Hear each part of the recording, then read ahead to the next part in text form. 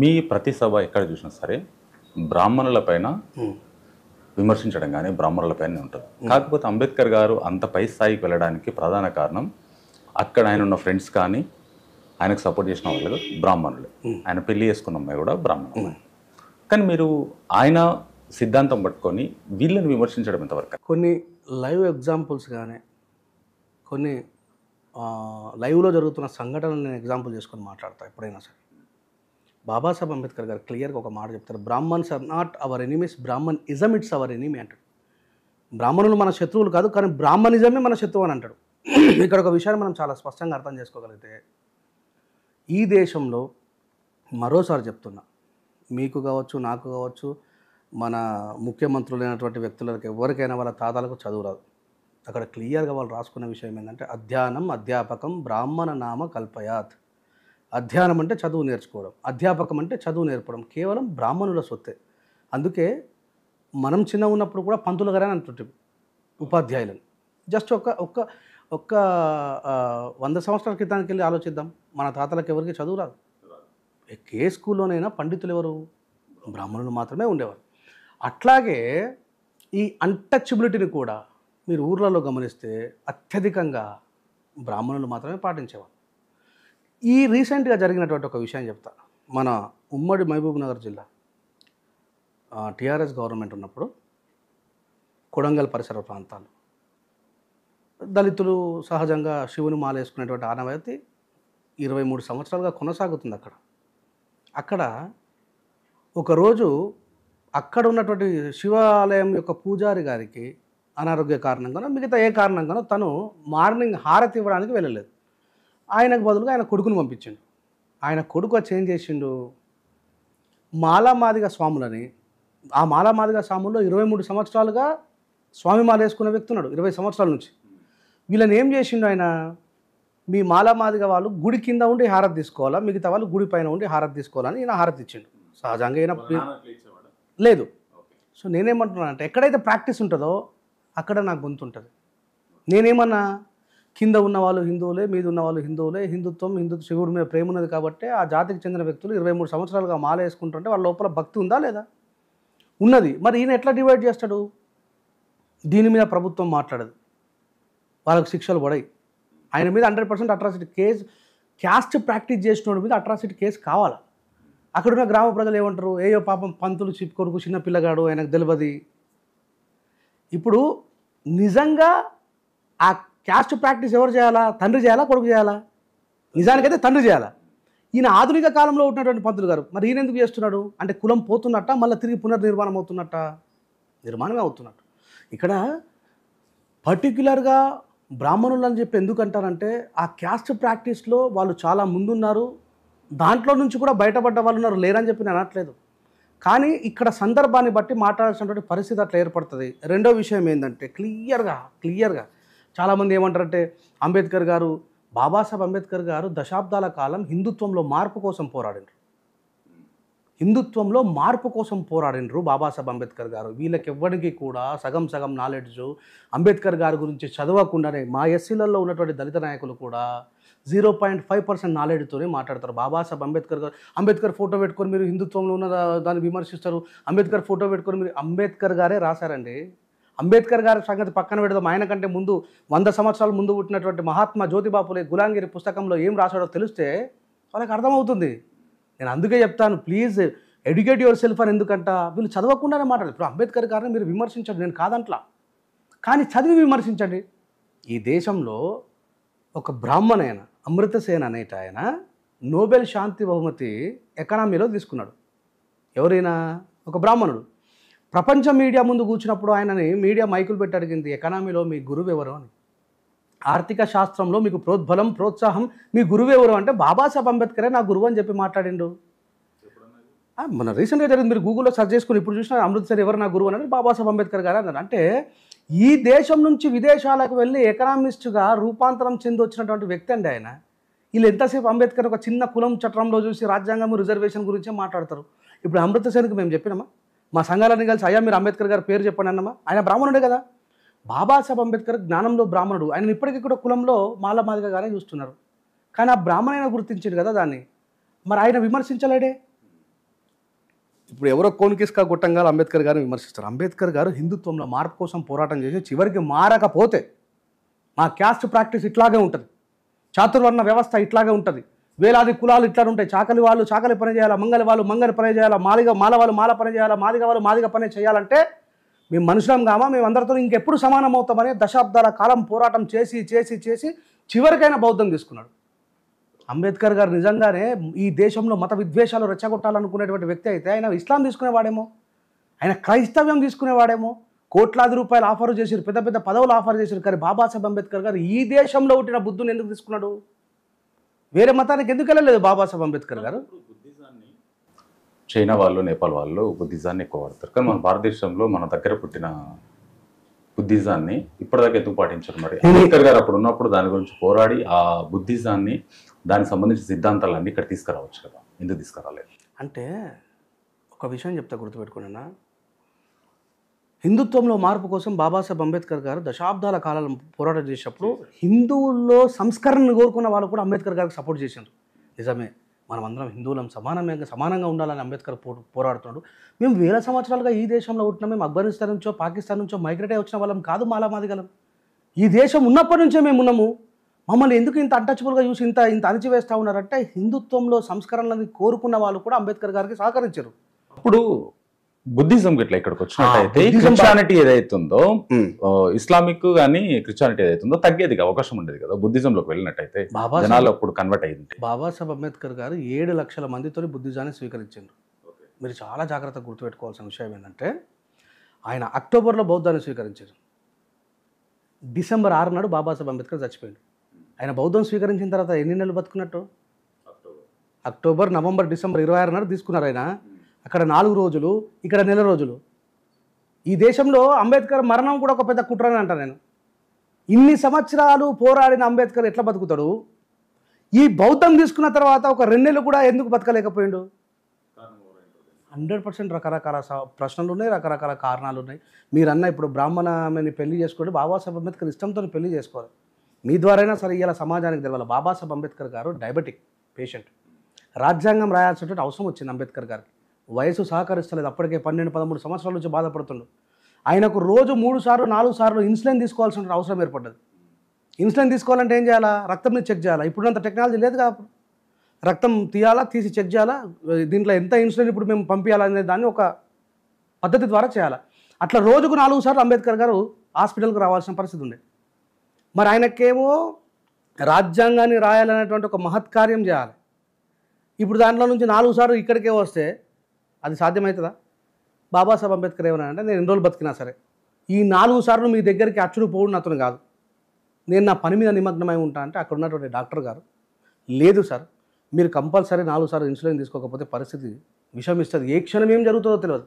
Cardiac arrest కావచ్చు, లేదంటే పక్షవాతమే రావచ్చు, ఏమైనా జరగచ్చు అని అంటే అప్పుడు వీళ్ళంతా బాబాసాహెబ్ అంబేద్కర్ గారి మంచిని కోరుకొని మీ దగ్గర ఒక నర్సుని పెడతామని చెప్పంటే రాత్రనక పగలనక ఆ నర్సు నా వెంబడ తిరుగుతే ఇన్ని సంవత్సరాల నుంచి నేనే తప్పుడు పేరు సంపాదించుకునే వ్యక్తిని నా మీద వేరే రకమైనటువంటి అలిగేషన్స్ అవుతాయంటే అప్పుడు ఆమె చెప్తుంది, నన్ను పెళ్లి చేసుకోండి, నన్ను పెళ్లి చేసుకోండి, మీరు ఈ దేశానికి ఒక మహానాయకుడు, ఒక అద్భుతమైనటువంటి రాజ్యాంగాన్ని నిర్మాణం చేసినటువంటి దాంట్లో నేను కూడా మీకు సహకరించిన, దాంట్లో నేను కూడా మీతో పాటు ఉన్నటువంటి ఒక మంచి పేరు నాకు వస్తుంది, ఇది ఒక దేశ సేవ లాంటిది అని ఆమె పెళ్లి చేసుకునేది తప్ప బాబాసాహెబ్ అంబేద్కర్ గారు ఆమె మీద ఇష్టంతోనో మోజుతోనో చేసుకోలేదు. మా దాంట్లో కూడా చాలామంది బాబాసాహెబ్ అంబేద్కర్ బాపన మీద పెళ్లి చేసుకున్నాడు, మనం కూడా బాపనలో పెళ్లి చేసుకోవాలి. బాబాసాహెబ్ అంబేద్కర్ గారు ఒక సందేశం ఇవ్వలేదు. తన బ్రతకాల్సిన అవసరం ఈ దేశ ప్రజల కోసం ఉంది కాబట్టి ఆమె సేవా దృక్పథంతో పోయింది. తర్వాత ఏం జరిగిందో తెలియదు. బాబాసాహెబ్ అంబేద్కర్ గారు మాత్రం చాలా త్వరగానే చనిపోయాడు. మీరు అన్నారు, చాలాసార్లు విన్నాం, బాబాసాహెబ్ అంబేద్కర్ గారే రాజ్యాంగం రాశారు. ఎంతవరకు వాస్తవం ఇది? నేను అనడం ఏందన్నా, ఈ దేశానికి స్వాతంత్రం వచ్చి 70 సంవత్సరాలు గడుస్తుంది. నేనేమంటానంటే అంబేద్కర్ గారే ఈ దేశానికి రాజ్యాంగం రాశారా అనే విషయాన్ని 70 సంవత్సరాల చరిత్రలో ఎవరైనా మీరు విన్నారా? ఆయన రాయలేదనగా నేనేమన్నా ఇదంతా ఈ దేశంలో ఈ దేశం యొక్క మూలాల గురించి తెలిసిన ఏకైక వ్యక్తి డాక్టర్ బిఆర్ అంబేద్కర్ గారే. సర్ హైవర్ జెన్నింగ్స్ చెప్తాడు ఈ మాట. లార్డ్ మౌంటెన్ బాటెన్కి సర్ హైవర్ జెనింగ్స్ అనేటువంటి ఒక నిష్ణార్థుడు అప్పటికే పలు దేశాలకు రాజ్యాంగం రాసిన వ్యక్తి దగ్గరికి ఈ దేశంలో ఉన్న పెద్దలందరూ కలిసి, అయ్యా మీరు వేరే దేశాలకు రాజ్యాంగం రాసిరు, మా దేశానికి కూడా మీరు రాజ్యాంగం రాయాలంటే, ఒరే ఈ ప్రపంచంలో వర్గపోరు ఉంది తప్ప ఈ ప్రపంచంలో ఏ మూలలో కూడా లేనటువంటి కులపోరు కేవలం ఒక భారతదేశంలో ఉంది. ఆ కులాల యొక్క మూలాలు రూట్స్ తెలిసిన ఏకైక వ్యక్తి ఈ ప్రపంచంలో ఒక అంబేద్కరే. సరే, మీరంటే నేను ఒప్పుకుంటా. కానీ రాజ్యాంగంలో అంబేద్కర్ గారి పేరు 24 కమిటీలో ఒక కమిటీకి, ఆయన ముసాయిదా కమిటీ అధ్యక్షుడు. కానీ ముందు 24 కమిటీలు ఉన్నాయి కదా, దానికి అన్నిటికీ ప్రెసిడెంట్ పటేల్ గారు ఉన్నారు కదా.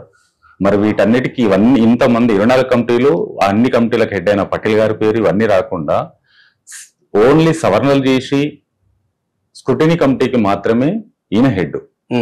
కానీ ఈయన రాజ్యాంగం రాశారని చెప్పడం ఎంతవరకు కరెక్ట్? ఒక్కసారి మీరు ఇండియన్ కాన్స్టిట్యూషన్ని బాబాసాహెబ్ అంబేద్కర్ గారు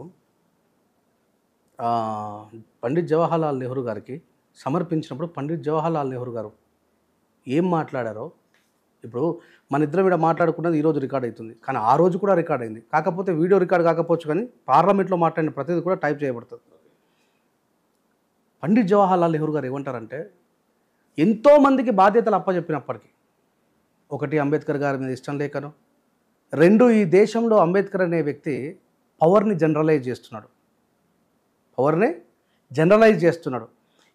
ఇప్పుడు ఇంతకు ముందున్న రాజ్యాంగంలోనేమో పవర్ కేవలం కొద్దిమంది చేతిలోనే ఉండాలి, అధికారం కొద్దిమంది చేతిలో ఉండాలి, దానికి సలహాలు ఇచ్చేవాళ్ళు కొద్దిమంది ఈ కులానికి చెందిన వాళ్ళు మాత్రమే ఉండాలి, ఈ దేశం యొక్క స్ట్రక్చరు కొద్దిమంది చేతిలో మాత్రమే ఉండాలనే దాన్ని అంబేద్కర్ ఈ దేశంలో ఉన్న ప్రజలందరికీ సమానంగా రావాలి, ఆయా దాంట్లో నిష్ణార్థులైన వాళ్ళు, ఇప్పుడు పండితులు ఉన్నారు, ఏ కులంలోనైనా ఉండొచ్చు, వాడి జ్ఞానం ఉంటే వాడిని ఆ మేధావి దాంట్లోకి తీసుకునేటువంటి ఏర్పాటు అంబేద్కర్ చేస్తున్నారు. కాబట్టి అక్కడ ఎవరికి కూడా ఇష్టం లేదు, అంబేద్కర్ గారి రాజ్యాంగం రాయడం ఎవరికి ఇష్టం లేదు. ఎందుకంటే అంబేద్కర్ జీవితం అంతా కూడా ఒకటే మోటో కోరుకున్నాడు, ఏంది, అన్ని హక్కులు ప్రజలందరికీ సమానంగా దక్కాలి అనేటువంటి ఆలోచనలో ఉన్నాడు. అప్పుడు పండిత్ జవహర్లాల్ నెహ్రూ గారు బాబాసాహెబ్ అంబేద్కర్ గారు ఇండియన్ కాన్స్టిట్యూషన్ సమర్పించేటప్పుడు ఏమంటాడంటే, your the father of modern India అన్నాడు.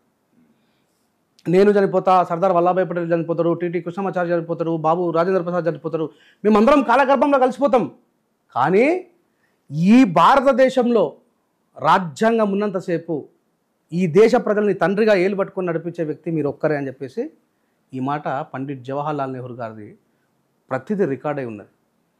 అదే రికార్డ్ అయింది. కాకపోతే ముందు ఇంతమంది రాసిన రాజ్యాంగాన్ని పక్కన పెట్టి ఓన్లీ అంబేద్కర్ గారి పేరు తీసుకోవడం వాళ్ళేందండి నాకు అర్థం కాదు. లోటాపీస్ గారు రాజ్యాంగం రాసింది, వాళ్ళకంటే ముందు రాసిన మనుదే అర్థం చెప్పారు బాబాసాహెబ్ అంబేద్కర్ గారు.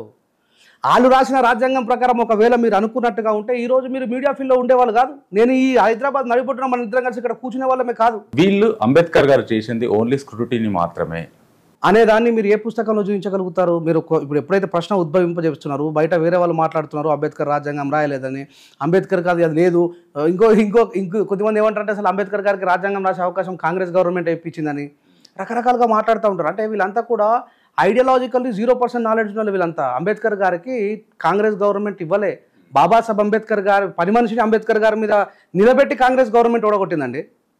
బాబాసాహెబ్ అంబేద్కర్ గారిని ముస్లిం లీగ్ వాళ్ళు మిగతా ఒక దళిత కమ్యూనిటీకి చెందినటువంటి వ్యక్తులు కలిసి బాబాసాహెబ్ అంబేద్కర్ గారు ఆ ఏరియా నుంచి గెలిపించుకోరు. బాబాసాహెబ్ అంబేద్కర్ గారు కోల్కతా ఏరియా నుంచి, పశ్చిమ బెంగాల్ ఏరియా నుంచి గెలిచారు. బాబాసాహెబ్ అంబేద్కర్ గారు ముసాయిదా నుంచి ఆయన సొంతంగా పుట్టిన మహారాష్ట్రలో ఓడగొట్టారు. ఇవన్నీ చరిత్ర. అంబేద్కర్ గారికి ఊరికి రాలే, అంబేద్కర్ గారికి ఆ నిష్ణార్థత ఆ కేపబిలిటీ ఉంది కాబట్టి ఆయన దగ్గరికి వెళ్ళింది. బాబాసాహెబ్ అంబేద్కర్ గారికి ఊరికి ఎవరు ఇవ్వలే. ఇంకో విషయం చెప్తా, మీరు అన్నట్టు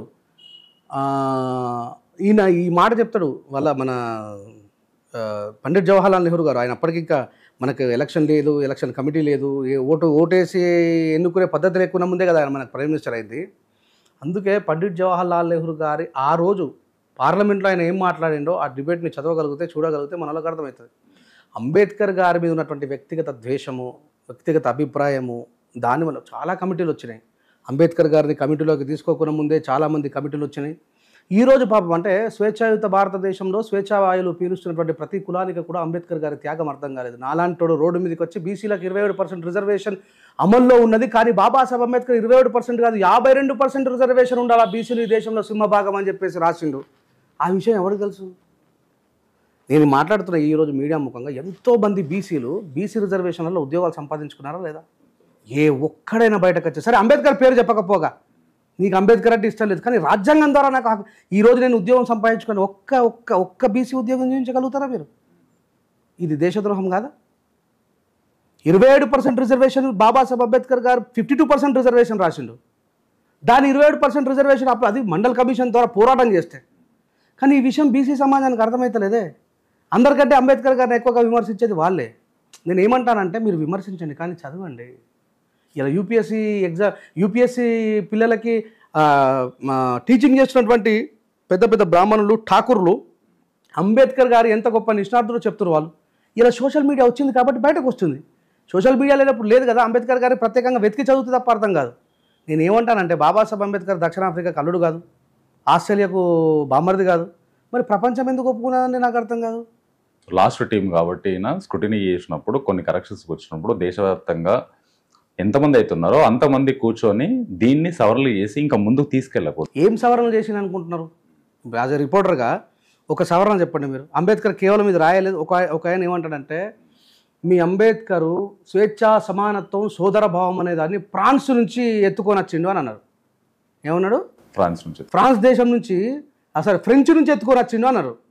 నేనేమంటానంటే స్వేచ్ఛ, సమానత్వం, సోదర భావం అనేది ఫ్రెంచ్ విప్లవం పుట్టకున్న ముందే ఆ మాటని ప్రపంచంలో ఈ భూమి మీద మాట్లాడిన వ్యక్తి బుద్ధుడు. ఏడబుట్టిడు బుద్ధుడు. మరి బుద్ధుడు పుట్టిన ఎన్ని సంవత్సరాలు కార్ల్ మార్క్స్ పుట్టిండు, మార్క్స్ పుట్టిండు, లెనిన్ పుట్టిండు. ఈ కమ్యూనిజం సిద్ధాంతం ఎన్నడు పుట్టింది? సగం దిమాకి ఇదంతా బుద్ధుడు ముందా, ఈ కమ్యూనిజం ముందా? బుద్ధుడే ముందు కదా. మరి ఇప్పుడు బాబాసాహెబ్ అంబేద్కర్ గారు భారతదేశంలో ఉన్న స్వేచ్ఛ, సమానత్వం అనే రాజ్యాంగం రాసిండా, ఫ్రెంచ్ నుంచి ఎత్తుకొని వచ్చిండా? మరి ఈ దేశం నుంచి ఫ్రెంచ్కి ఎత్తుకుపోయినాడు ఎవడు? This is the controversy or not? అంటే దీనికి గల కారణం అజ్ఞానమే. బుద్ధుడి కంటే ముందు పుట్టలేదు మావో సిద్ధాంతం, లెనిన్ సిద్ధాంతం, మార్క్స్ సిద్ధాంతం. వాళ్ళందరూ పుట్టింది బుద్ధుడి తర్వాత. బుద్ధుడి స్వేచ్ఛ, సమానత్వం, సౌభ్రతత్వం ఒక మంచిని ఎక్కడి నుంచి ఎక్కడికైనా క్యారీ చేయొచ్చండి. నేను తప్పనట్లేదు.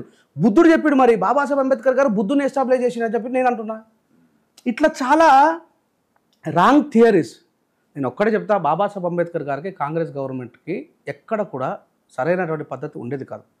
హిందూ కోడ్ బిల్లులో స్త్రీలకు సమానమైన హక్కులు ఉండాలా, బీసీలకు 52% రిజర్వేషన్ ఉండాలా, లేకపోతే ఈ దేశానికి మొట్టమొదటి న్యాయశాఖ మంత్రి పదవి నాకు ఇచ్చిండ్రు. మొట్టమొదటి న్యాయశాఖ మంత్రిగా ఉన్న అంబేద్కర్ గారే బీసీలకు, స్త్రీలకు సరైనటువంటి న్యాయం చేయనప్పుడు ఈ న్యాయశాఖ మంత్రి పదవి నాకెందుకు అని చెప్పేసి రాజీనామా చేసి బయటకు వచ్చిండు. ఈ విషయం ఎవరికైనా తెలుసా? అంబేద్కర్ గారు ఈ దేశానికి మొట్టమొదటి న్యాయశాఖ మంత్రి అయిన ఎవరికైనా తెలుసా? స్త్రీల కోసం, బీసీల కోసమే, కేవలం బీసీలకు, స్త్రీల కోసమే రాజ్యాంగం ఆయన రాసి నేను బయట పోయి కొట్లాడతా, బయట పోయి పోరాటం చేస్తాను బాబాసాహెబ్ అంబేద్కర్ గారు బయటకు వచ్చారు. ఈ విషయం ఎవరికి తెలుసు?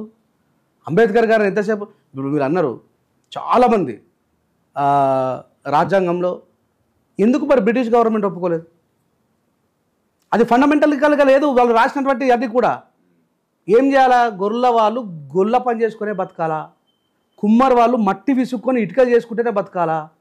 ఇది బ్రిటిష్ గవర్నమెంట్ ఒప్పుకోలేదు. ఎందుకంటే వాళ్ళు ఇండిపెండెంట్గా ఉండాలనుకున్నారు భారతదేశాన్ని. మేము పరిపాలన చేసిన తర్వాత, మేము నిజమే బతకచ్చిన వాళ్ళమే, ఈ దేశాన్ని 200 సంవత్సరాలు పరిపాలన చేసాం, తర్వాత ఈ దేశం ఎట్లా ఉండబోతుంది, రేపు పొద్దుగాలని వాళ్ళందరూ మమ్మల్ని దుమ్మెత్తిపోసే పరిస్థితి రావచ్చు ఈ దేశంలో రాబోతున్నటువంటి భవిష్యత్ తరాలు అని చెప్పేసి వీళ్ళకి ఎలాంటి పరిజ్ఞానం ఉన్నది పరీక్షించారు. గాంధీ గారు స్వాతంత్ర పోరాటం చేసిరని చెప్పన్నారు. అవునా? మరి హరిజన ఉద్యమం చేసినటువంటి గాంధీ గారు బతుకుండగానే బాబాసాహెబ్ అంబేద్కర్ గారు కళారామ మందిరం ప్రవేశం చేస్తే అంబేద్కర్ గారు తలకాయ వల్ల కొట్టారు. మా దళితుల నాయకుడు అని చెప్పి ఈ సందర్భంలో నేను మాట్లాడుతున్న ఒక మాట, మమ్మల్ని ఎందుకు గుళ్ళోకి రానియలేరండి? అంబేద్కర్ గారు బతుకున్న కాలంలోనే గాంధీ గారు బతుకున్నారు, అందరం సమానం అన్నాడు. హరిజన ఉద్యమం నడిపిన గాంధీ బతుకుండగానే మా మీద రాళ్ళెందుకు వేసారు అంటున్నా. అది ఏ స్వాతంత్ర పోరాటం? ఏ ప్రజల స్వాతంత్ర పోరాటం? ఎవరు ఆయన పోరాటం ద్వారా ప్రైమ్ మినిస్టర్ అయ్యారు? ప్రధానమంత్రి ఎవరైంది ఆయన పోరాటం ద్వారా? ఒక బ్రాహ్మణేనే అయింది కదా. మరి ఇప్పుడున్న చరిత్ర నేను మాట్లాడద్దంటే ఎట్లా? ఇంతమంది స్వాతంత్రం కోసం పోరాడినప్పుడు అందరికీ బుల్లెట్లు తాగడము, కొట్టడము, తిట్టడం అన్నీ జరిగినాయి. కానీ గాంధీ గారికి ఒక్క బుల్లెట్ కానీ, ఒక్క అటాక్ కానీ ఏది జరగకుండా శాంతియుతంగా వెళ్ళడం ఎంతవరకు కరెక్ట్?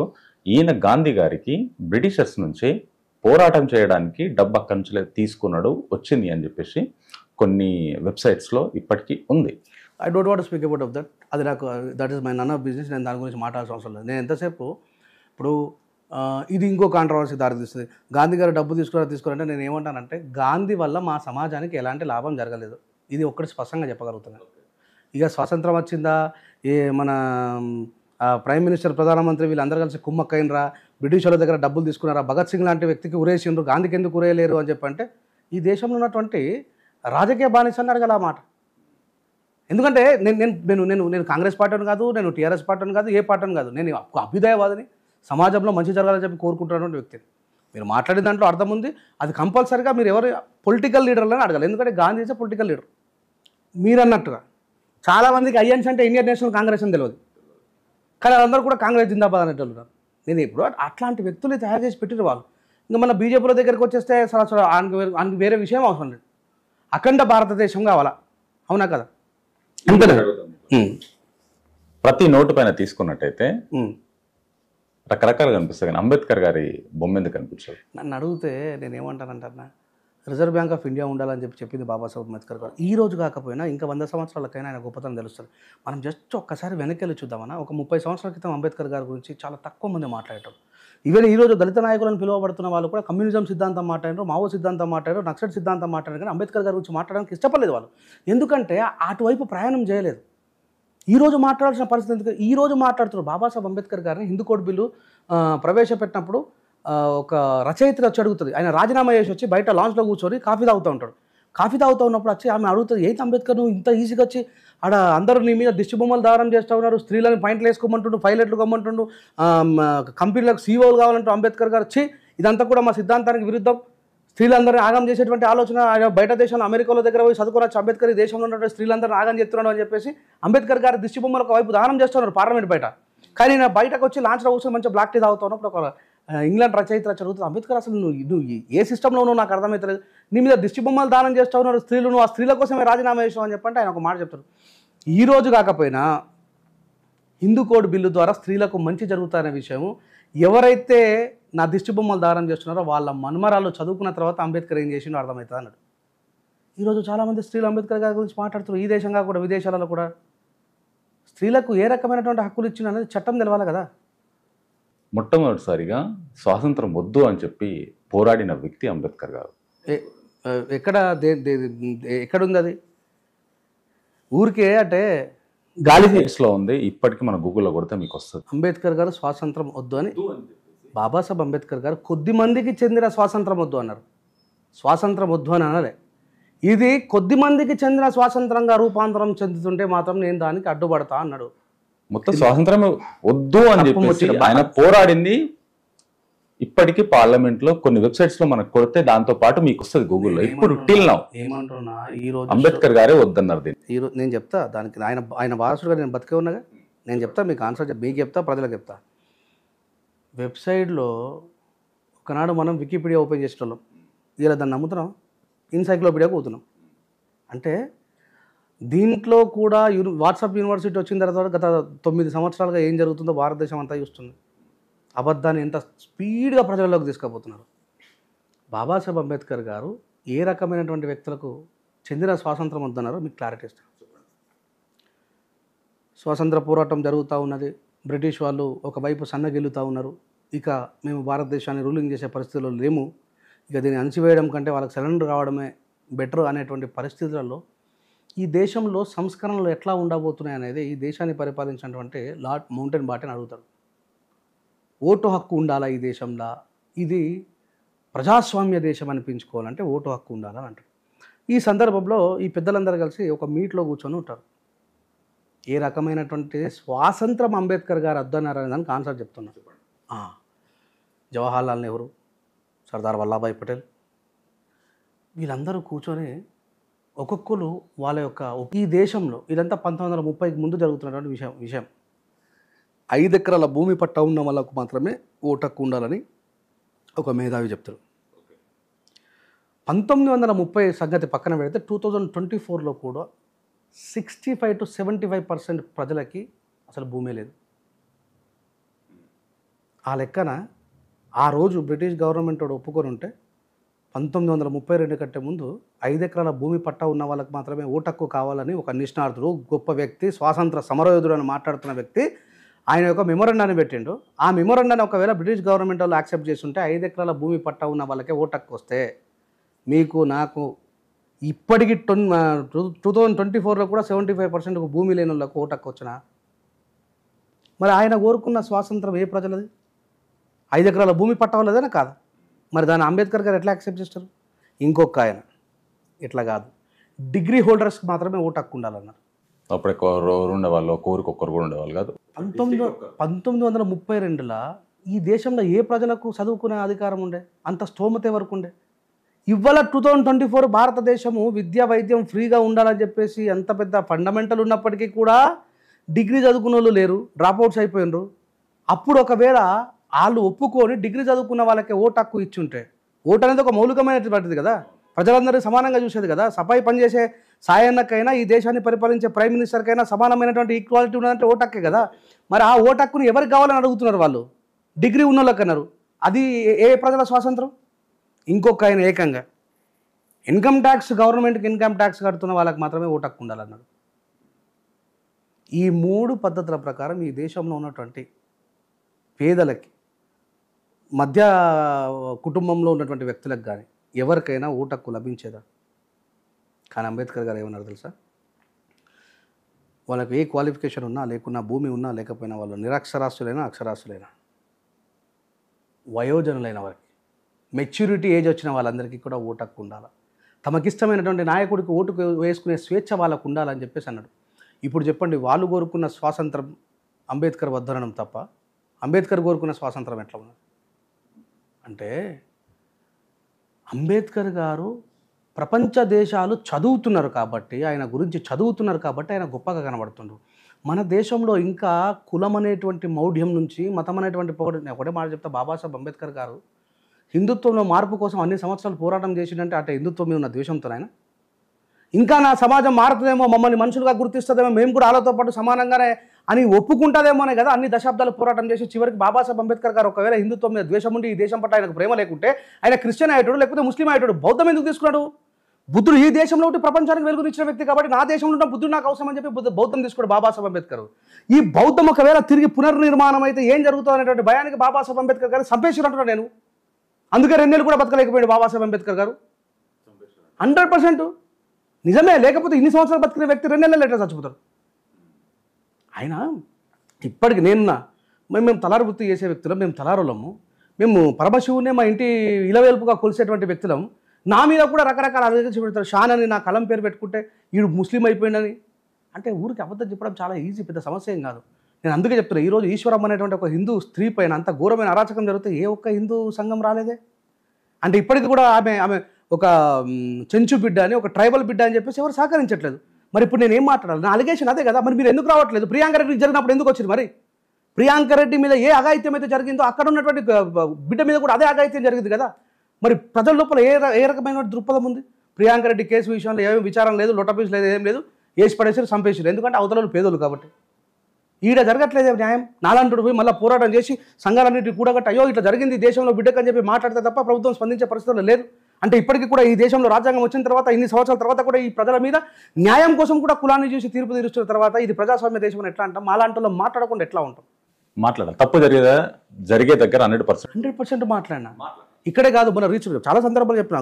మన బండి సంజయ్ అన్న సొంత ఏరియాలో హనుమాన్ స్వామి మాలల్ని మిడిసిలు పట్టుకొని బయటకు దుక్కు పడేసారు. మీరు మాలా మధువులు వంట చేస్తారా అని చెప్పి అప్పుడు రాలేరు. నేను మీడియా సమక్షంలో అడిగిన, అయ్యా ఎవరైనా నచ్చారా అని చెప్పి లేదు. అంటే ఇప్పటికీ కూడా మా మీద డిస్క్రిమినేషన్ ఆన్ వే గోయింగ్. అంతే, డిస్క్రిమినేషన్ నడుస్తూ ఉన్నది, ఇంకా కులం ప్రాక్టీస్ నడుస్తూ ఉన్నది. కాకపోతే అన్ని సందర్భాలలో బయటపడుతుంది. అది ఉన్నన్ని రోజులు పోరాటాలు ఉంటాయి, ఖచ్చితంగా చెప్పని చెప్తారు. ఇప్పుడు ముస్లిమోడు నన్ను మాలమ్మది కూడా చెప్పి అంటలేడన్నా, క్రిస్టియనుడు నన్ను మాలమ్మది కూడా అంటలేడు. నా సొంత హిందువే నన్ను మాలమ్మది కూడా అరే నువ్వు రావద్దంటారు. మన బుడ్రాయి పండుగ కోసం ఎంత పెద్ద లోలైంది, ఆడోళ్ళని కొట్టిరు బతుకమ్మ కాడ. అప్పుడు ఎవడు మాట్లాడాడు? మరి రంజారా రాజేష్ హిందూ వ్యతిరేకిని కాదురా, హిందుత్వంలో ఉన్నటువంటి మూఢత్వానికి వ్యతిరేకిని, హిందూ అనేటువంటి పేరు మీద మాపై జరుగుతున్న అజాయిషి మీద అంటరానితనంకు వ్యతిరేకతని అది చేస్తున్నా. అది అర్థం చేసుకోలేదు. ఎంతసేపు మాట్లాడుతూ బాపలను ఎందుకు తిట్టాల్సి నేను? అందరు బాపలను తిడతారు. మరి కేలీస్కర్ పండితుడు మహానుభావుడు బాబాసాహెబ్ అంబేద్కర్ అంటే వ్యక్తిని ఈరోజు విదేశాలకు తీసుకుపోయిన ఆయనకు సాష్టాంగ ప్రణామం చేస్తామని చెప్పి ఎందుకు అంటున్నాం?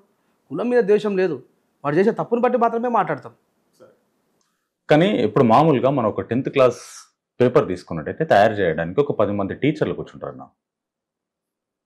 మనిషి మొట్టమొదటి ఒక స్టెప్ ఎక్కడానికి, పిల్లగాడి నుంచి ఒక స్టేజ్కి ఎక్కడానికి, 10వ తరగతి పాస్ అవ్వడానికి ఒక 50 మంది కూర్చొని పేపర్ తయారు చేస్తారు. దాని సవరణలు కూడా ఉంటాయి. అలాంటి 50 మంది కూర్చొని 10th క్లాస్ పేపర్ రెడీ చేసే సిచ్యువేషన్ ఈరోజు ఉంది. అంబేద్కర్ గారు ఇంత పెద్ద రాజ్యాంగాన్ని ఒక్కడే రాశాడనడానికి ఎలా ఒప్పుకుంటారు? ఎంతవరకు కరెక్ట్? ఎందుకంటే ఇంతమంది ఉన్నప్పుడు ఇంతమందిని ఇన్ని కమిటీస్ 24 కమిటీస్ కూడా పక్కన పెట్టి ఈయన లాస్ట్ జస్ట్ ఫైనలైజ్లో కూర్చొని చేసినందుకు ఆయన్నే మొత్తం రాశాడని చెప్పడానికి ఎంతవరకు కరెక్ట్? ఒక మిత్రుడు ఒక క్వశ్చన్ అడిగినాను. అంబేద్కర్ గారు కొన్ని పుస్తకాలు తీసుకొని వాళ్ళ నుంచి రిఫర్ చేస్తున్న సందర్భంలో పక్కన కూర్చొని ఒక ఆయన రాసిండు. నేను చెప్తా, నేను ఒక విషయం చాలా స్పష్టంగా చెప్తాను మీకు. ఇప్పుడు మీరు ఒక భూమిని కొనుగోలు చేస్తారు మంచిగా, అంటే సాధారణంగా అందరికీ అర్థమయ్యే భాషలో మాట్లాడుతారు.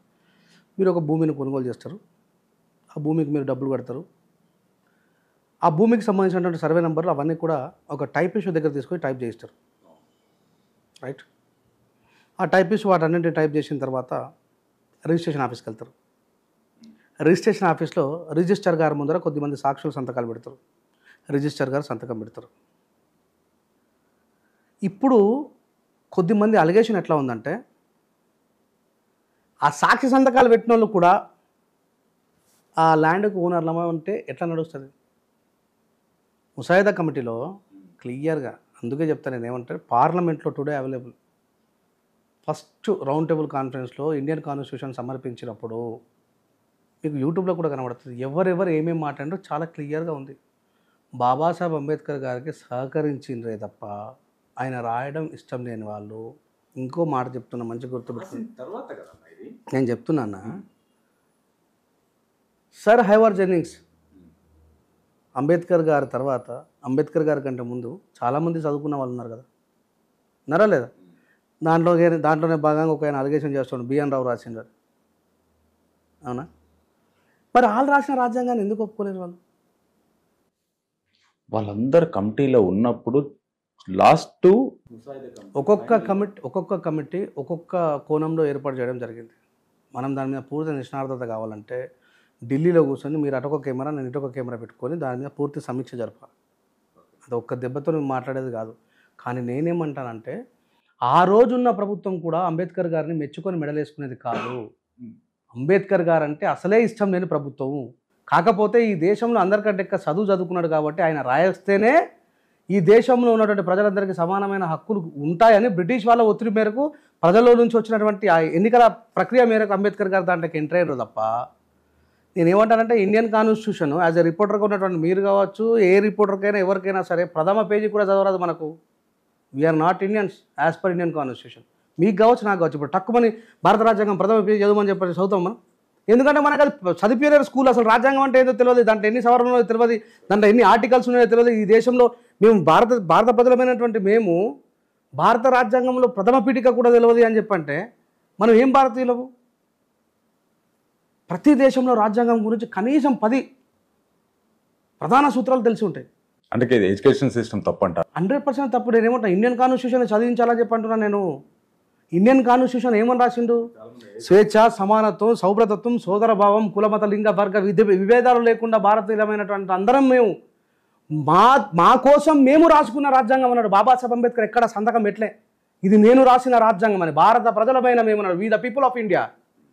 అంబేద్కర్ గారు ఎంత నిస్వార్థపరుడు చూడండి. ఇక్కడ అర్థమైతే ఆయన ఎంత గొప్పడు. ఆయన ఎక్కడ కూడా నా సొంత పేరు రావాలని చెప్పి డబ్బా కొట్టుకోలేదు. We the people of India, భారత ప్రజలమైనటువంటి మేము మా కోసం మేము రాసుకున్నామని చెప్పన్నారు. మనం దాని లోపలికి వెళ్ళి చూస్తే కదా అర్థమయ్యేది. ఆర్టికల్ 340 గురించి ఎంతమంది బీసీలకు తెలుసు? ఎస్సీలలో చాలామందికి కూడా ఆర్టికల్ 341 తెలియదు. నిన్నగాక మొన్న బీజేపీ గవర్నమెంట్లో వచ్చింది ఎకనామికల్ వీకర్ సెక్షన్. అంతకంటే ముందు ఎకనామికల్ బ్యాక్వర్డ్ క్యాస్ట్ అని ఉండేది. 10% రిజర్వేషన్ ఇచ్చారు, తెలుసా ఎవరికైనా? మనం దేశద్రోహులం అని చెప్తున్నా. 99.99% ప్రజలందరూ కూడా దేశద్రోహులే. రాజ్యాంగం తెలియకపోవడమే పెద్ద తప్పు అంటున్నా. ఎందుకంటే చాలా మంది ఇప్పుడు ఐఏఎస్ ఆఫీసర్లు జేడి లక్ష్మీనారాయణ గారు కానీ వీళ్ళు నారాయణ గారు కానీ వీళ్ళందరూ ఎడ్యుకేషన్ సిస్టమ్ తప్పు, ఇది ఉండేది ఇలా కాదు, దాని మీద పోరాడుతున్నారు ఇప్పుడు కూడా. వాళ్ళు ఎప్పుడైనా అంబేద్కర్ గారి గురించి తప్పు మాట్లాడడం విన్నారా మీరు? ఎందుకంటే వాళ్ళు they are not a lack of knowledge. వాళ్ళకి దిమాగ్ లేక కాదు, వాళ్ళకి తెలుసు అంబేద్కర్ అనేటువంటి ప్రజ్ఞావంతులు ఎట్లా ఏ సిస్టమ్ ప్రకారం ఎట్లా తయారు చేసిన విషయం తెలుసు వాళ్ళకి. నేనేమంటానంటే 70 సంవత్సరాల భారతదేశంలో మొన్న జస్ట్ 10 సంవత్సరాల నుంచి కదా బీజేపీ గవర్నమెంట్ పరిపాలిస్తుంది. అంతకుముందు ఎక్కువ భాగం పరిపాలించింది ఎవరు? కాంగ్రెసే కదా. మరి అంబేద్కర్ గారి మీద ఇష్టం లేదు కాంగ్రెస్కు. వాళ్ళు మొత్తం ఎన్నో పుస్తకాలు రాసే చాలా అంబేద్కర్ రాయలేదు, ఆడు రాసింది, ఈడు రాసింది, అంత అబద్ధం అని చెప్పి వాళ్ళే కదా ప్రచారం చేస్తుండే. వాళ్ళు ఎందుకు చేయలేరు మరి? ఇందిరాగాంధీ గారు ఎందుకు చేయలేదు? అంతకుముందు ఉన్నటువంటి పండిట్ జవహర్లాల్ నెహ్రూ గారు ఎందుకు చేయలేరు? ఎందుకంటే నిజం వాళ్ళకి తెలుసు. ఈరోజు వాళ్ళు ఎవరు కూడా బతికినాడు, మనం పోయి ఆయన దగ్గర మైక్ పెట్టి మాట్లాడదామంటే. అందుకే కదా ఇప్పుడు ఆలిగేషన్ స్టార్ట్ చేసింది. కానీ ఆ రోజు వాళ్ళు మాట్లాడిన మాటలు రికార్డు ఉన్నాయి, వాళ్ళు మాట్లాడినటువంటి మాటలు టైప్ చేసినటువంటివి ఉన్నాయి. కాన్స్టిట్యూషన్ అసెంబ్లీ డిబేట్ అప్పటి నుంచి ఇప్పటి వరకు రాష్ట్రం. అందుకని ఏమంటే పార్లమెంట్ వరకు పోగలగాలి, పోతే తెలుస్తుంది. వీళ్ళ టార్గెట్ అంతా బాబాసాహెబ్ అంబేద్కర్ గారి సమతావాదమే. వీళ్ళకి అర్థమవుతలేదు. చాలామంది విమర్శించే వాటి వ్యక్తులకు కూడా విమర్శించే హక్కును కూడా ఆయన ఇచ్చాడు అన్న. ఇంకోటి, అంబేద్కర్ గారు చదువుకున్న ఎన్ని డిగ్రీలు వచ్చినాయి? ఎన్ని డిగ్రీలు చదువుకున్నారు? 32 డిగ్రీలు ఉన్నాయి బాబాసాహెబ్ అంబేద్కర్ గారికి. కావాలంటే ఇప్పుడే నా ఫోన్లోనే ప్రతి డిగ్రీ క్లియర్గా మీకు చూపిస్తా. 32 డిగ్రీలు. ఎస్. డిగ్రీస్ డాక్టరేట్ ఇచ్చినవా, ఆయన చదువుకున్నవా? ఆయనకు ఆయన చదువుతారే కదా డాక్టరేట్ ఇస్తారు. ఎట్లా ఇస్తారు? ఈ దేశంలో మీరు ఒక జర్నలిస్టు, నేను మిమ్మల్ని ఒక క్వశ్చన్ అడుగుతాను. 32 డిగ్రీస్ ఉన్నాయి. ఎన్ని సంవత్సరాలు చదివారు ఆయన? బాబాసాహెబ్ అంబేద్కర్ గారు కొలంబియా విశ్వవిద్యాలయంలో వాళ్ళ గురువు గారు ఏమంటారంటే, ఈయనకు చాలా తక్కువ సమయం ఉంటుంది. ఒక డిగ్రీ చేయాలంటే సహజంగా ఎన్ని సంవత్సరాలు చదవాలి? 3 years. 3 years PhD. కానీ బాబాసాహెబ్ అంబేద్కర్ గారు రిక్వెస్ట్ చేసుకున్నారు, నాకు సమయం చాలా తక్కువ ఉంది సార్, 2 సంవత్సరాల 9 నెలల 5 డిగ్రీలు పాస్ అయినా. నేను ఊకదంపుడు చెప్తుంది కాదు, మీరు గూగుల్లో కూడా చూసుకోండి, ఆయన గురువు గారితో సహా వస్తుంది. ఆయన రిక్వెస్ట్, వాళ్ళు ఊరికే అవకాశం ఇవ్వలే నిజంగా. ఇప్పుడు గూగుల్లో కొట్టేదానికంటే ఇంగ్లీష్ లండన్ వాళ్ళు రాసిన ఆర్టికల్లోనే క్లియర్ కొన్ని ఉన్నాయి. ఉత్తర డాక్టర్ తెచ్చుకున్నాడనే. కానీ ఆయన అప్పుడే దీనిపైన ఒక తప్పు చేశాడని చెప్పేసి మా దగ్గర అవి కూడా ఉన్నాయి, డీటెయిల్స్ కూడా ఉన్నాయి, గూగుల్లో చూపిస్తుంది. ఇప్పుడు ఏం తప్పు చేసిండని? ఒకటి టీసీ, ఇటు అమెరికాలో లండన్లో ఎట్ ఏ టైం సబ్మిట్ చేసాడు. ఎన్ని సంవత్సరాలు చదివాడు లండన్లో, ఎన్ని సంవత్సరాలు అమెరికాలో చదివాడు? మీరు చెప్పండి కదా, మీ దగ్గర అలిగేషన్స్ ఉన్నాయి, మా దగ్గర రికార్డ్స్ ఉన్నాయి అంటారు. మీరు చెప్పండి, అమెరికాలో ఎన్ని సంవత్సరాలు చదివిండు, అమెరికాలో ఎన్ని సంవత్సరాలు చదివిండు, న్యూజిలాండ్లో ఎన్ని సంవత్సరాలు చదివిండు? బొంబాయి యూనివర్సిటీలోనే 1912లో, MA Columbia university America 1915. 15 same TC ఇక్కడ నుంచి తీసుకెళ్ళిన టీసీ ఇదే యూనివర్సిటీలో సబ్మిట్ చేసిండు. నెక్స్ట్ ఎంఎస్సికి London school of economy London 1921 same TC. Provisional documentation of the imperial finance British of India law చదివింది లండన్లో 1922. 1 year డిఫరెన్స్. దీని చూడండి, ఎంఎస్సికి లాకి. DSc London school of economy ఇక్కడ చదివింది 1921, 1922, 1923. MSc economy, law, DSc 3 years లో 21, 22, 23 same TC. This was the problem of the rupee. దీనిపైన డిఎస్సి చేసింది, పిహెచ్డి చేసింది. National dividend of India, a history of analytical student, ఇదే సేమ్ టీసీని submit చేసి PhD చేసిండు అంబేద్కర్ 1916లో. ఉన్నది అక్కడ 4 years మాత్రమే. 4 years లో ఏ country? London, America. Ambedkar garu ఉన్నది 4 years. 4 years లో 32 డిగ్రీలు ఎలా? ఈ తిహర్ ఎవరు చేసి మీకు గూగుల్ ఇచ్చింది. మీరు చాలా సార్లు అంబేద్కర్ గారు 32 డిగ్రీలు అన్నారు. దీనిపైన నేను రీసెర్చ్ చేశాను. గూగుల్లో ఉన్న ఇన్ఫర్మేషన్ మొత్తం పర్ఫెక్ట్ అని ఎట్లా అనుకున్నారు మీరు? ఇప్పుడు మీరే కదా గూగుల్ కానీ. అందుకే నేను చెప్పిన, వికీపీడియాని నమ్మే పరిస్థితి నుంచి మనం ఎన్సైక్లోపీడియా వరకు వెళ్ళినాం. ఎన్సైక్లోపీడియాలకు ఎస్. నేనేమంటున్నానంటే ఇదే కెమెరా సాక్షిగా అంబేద్కర్ గారు మునిమనుమడు ఇప్పటికీ ఉన్నాడు, పూర్తి రికార్డ్స్ ఉన్నాయి. ఆయన కూడా కొన్ని మొన్న సందర్భాల్లో తప్పులు మాట్లాడడం జరిగింది. ఎవరు? వాళ్ళ మునిమనుమడు. సరే, నేనేమంటున్నానంటే ఇప్పుడు మీరు యాజ్ ఎ మీడియా మీరు ఒక అలిగేషన్ పెట్టారు, దానికి ఆన్సర్ ఇవ్వాల్సినటువంటి బాధ్యత కూడా నాపై ఉంది. నేనేమంటున్నానంటే ఊరికే ఉత్తగా మాట్లాడితే కాదు, మీరు జస్ట్ గూగుల్లో చూసి అన్నారు. దాని మీద బాబాసాహెబ్ అంబేద్కర్ గారి ఇంట్లో ఆయన పేరు మీద ఏర్పాటు చేయటువంటి స్మారక దాంట్లో క్లియర్గా ఉన్నాయి ఇలాంటి డాక్టరేట్స్. ఇప్పుడు నాకు ఒక యూనివర్సిటీ, మొన్న రామ్ చరణ్ గారికి ఒక యూనివర్సిటీ డాక్టరేట్ ఇచ్చింది. కొంతమంది డాక్టరేట్స్ ఇస్తాం. మా చైర్మన్ గారు కూడా డాక్టరేట్ ఇచ్చింది. కానీ ఇన్ని డాక్టరేట్లు ఇచ్చినా, యూనివర్సిటీ సర్టిఫికేట్స్ ఇచ్చినా, కానీ ఇది డిగ్రీ కిందకి ఎందుకు వస్తుంది? ఇచ్చిన దానికి చదువుకున్న దానికి డిఫరెన్షియేషన్ ఉంది కదా. కానీ లండన్లో అమెరికాలో ఆయన ఎట్ ఏ టైం టీసీలు ఒకటే టీసీని సబ్మిట్ చేశాడు. అలా చేయకూడదు. యాజ్ ఎ రూల్ ఆయన రాసిన రాజ్యాంగం రూల్ ప్రకారమైన ఆయన చదువుకున్నప్పుడు రాజ్యాంగం ఉందా? ఆయన తప్పు చేసి చదువుకున్నాడు కదా. అది తప్పు చేసిన నువ్వు ఆ దేశానికి అప్లికేబుల్ అయిపోయిన తర్వాత ఆ దేశం యాక్సెప్ట్ చేసిన తర్వాత ఆయనకున్నటువంటి తక్కువ కాల పరిమితిలో ఎక్కువగా చదువుకోవాలి. ఆయన ప్రతిదాని మీద రీసెర్చ్ చేయాలి. ఇదే మాట 4 సంవత్సరాలు కదా. అందుకే చెప్తున్నాను, ఇదే మాట ఇంతకుముందు మీకు చెప్పిన బాబాసాహెబ్ అంబేద్కర్ గారు శివాజీ రాజా గాయక్వాడ్ గారు ఇచ్చినటువంటి ఆర్థిక స్వలంబనతో చదువుకునేటప్పుడు అక్కడ ఉన్నటువంటి ప్రొఫెసర్ అని రిక్వెస్ట్ చేస్తాడు ఆయన. సార్ నేను కేవలం ఒక దాని మీద చేయాలంటే ఇన్ని సంవత్సరాలు పడుతుంది, అన్ని సంవత్సరాలు నాకు అవకాశం లేదు.